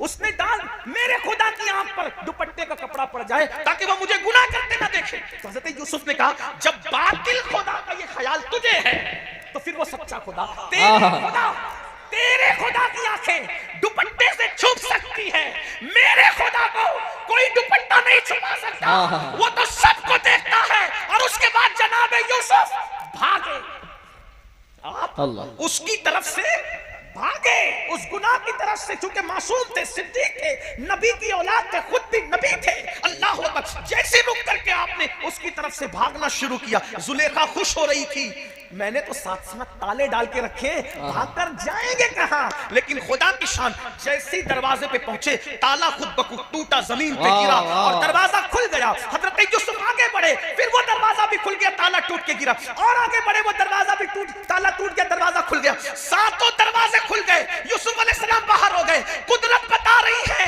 अगर बचना चाहोगे ताले पड़े रहेंगे तो भी हम तोड़ के दरवाजे खोल के हम तुम्हें बचा लिया करेंगे। सुभान अल्लाह, सुभान अल्लाह।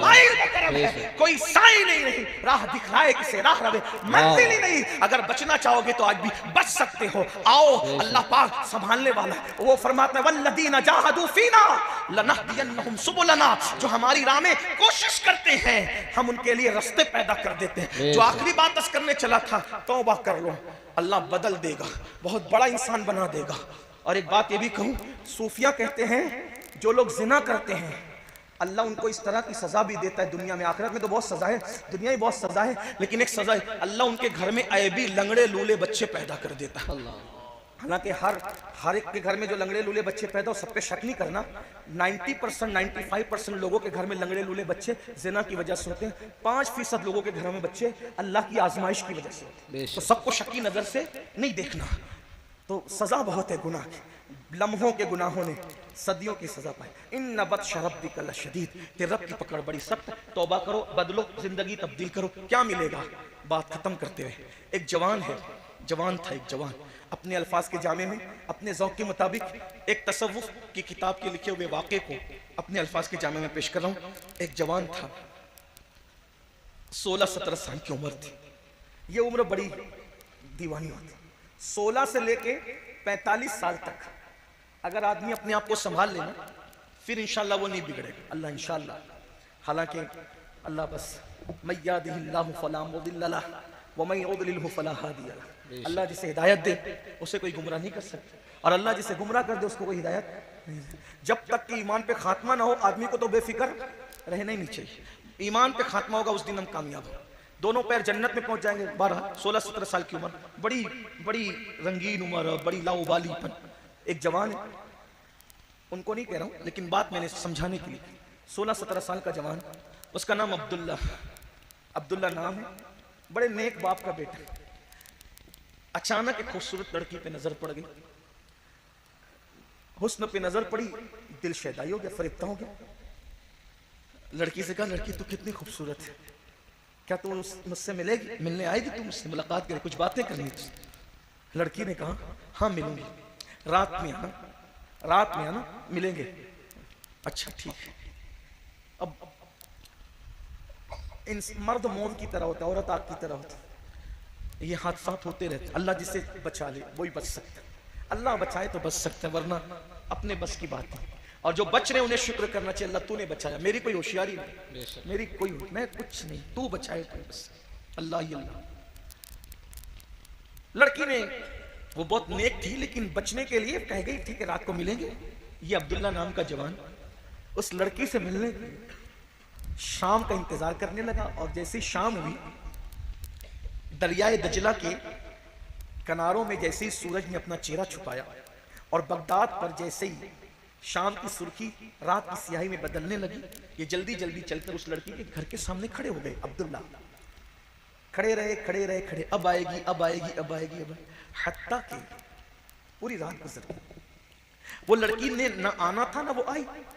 उस दौर की लड़कियां बड़ी पारसा, अल्लाह आज भी पारसाई दी, और आज भी अल्हम्दुलिल्लाह मुसलमानों की बेटियां बहुत पारसा है। मैं तो कहता हूँ किसी की माँ में इतनी पारसाई नहीं है जितना मोहम्मद रसूलुल्लाह की उम्मत की बेटियों में अल्लाह ने पारसाई दी। बेशक, सुभान अल्लाह। अल्हम्दुलिल्लाह आज भी बड़ी परहेजगारियां हैं। अल्लाह मजीद इसको दवाम अता फरमाए, मजीद माहौल में तकद्दुस अता।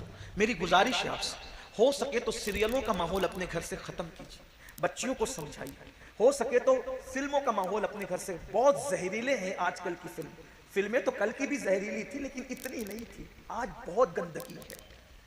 ये बहुत स्लो पॉइजन के तौर पर हमारे माशरे को बर्बाद कर। बेटियां मुझे माफ कर दें मेरी बहनें, मैं अक्सर कहता हूं अगर बेटी 5 लाख का जेवर मांगे 1 सेकंड में दिला देना, लेकिन 50,000 का मोबाइल मांगे, स्मार्ट मोबाइल, मत दिलाना।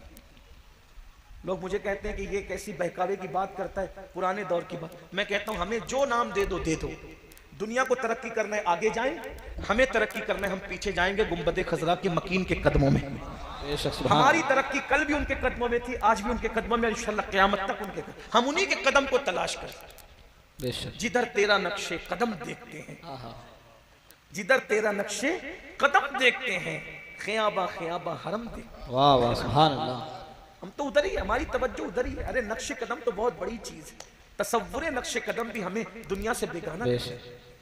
तो लड़की से वो बाज लड़की थी पाक, और उसने ना आना था ना वो आई।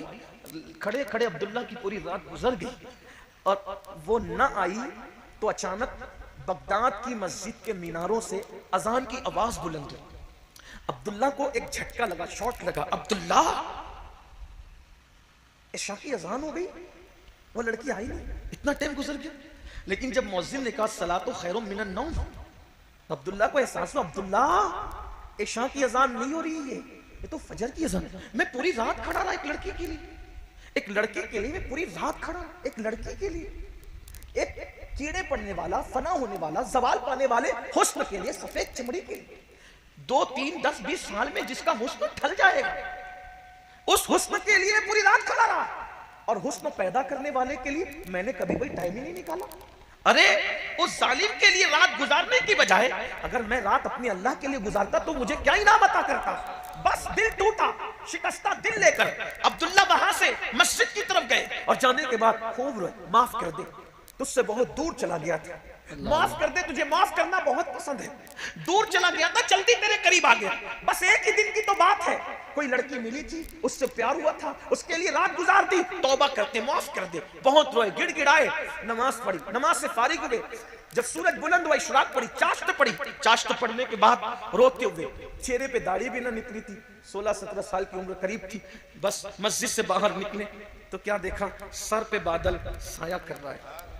बड़े मियां ने कहा, ए लड़के, ए जवान, तू कितना खुशकिस्मत है, तेरे सर पे बादल साया करता है। अब्दुल्ला ने कहा, बाबा रात कैसे गुजरी ये तो हम जानते हैं, हमारी क्या मकबूलियत और हम क्या कि बादल हमारे सरों पे साया करे। ना ना बाबा, ये तो आपके सर पे, आप बुजुर्ग हैं। जब दोनों के रास्ते जुदा हुए तो बात आया हो गई, बड़े मियां अलग, ये जवान अलग। तो बड़े मियां के सर पे साया न था बादल का, इस जवान के सर पे था। अब्दुल्ला रो पड़े, क्या तौबा की, रात उसके चक्कर में गुजारी तो पर्दे डाल के छुपा दिया, और तौबा की तो क्या इज्जत बख्शी कि सर पे बादल का साया करके सबको बता रहा है कि ये मेरा महबूब है। आज से तेरा दर नहीं छोड़ूंगा, आज से तेरा दर नहीं छोड़ूंगा, आज से तेरा घर नहीं छोड़ूंगा, आज के बाद हर रात तेरे लिए वक्फ है, तेरे लिए इबादत है, तेरे लिए रोना है, तेरे लिए प्यार की सौगात, सब कुछ तेरे लिए है।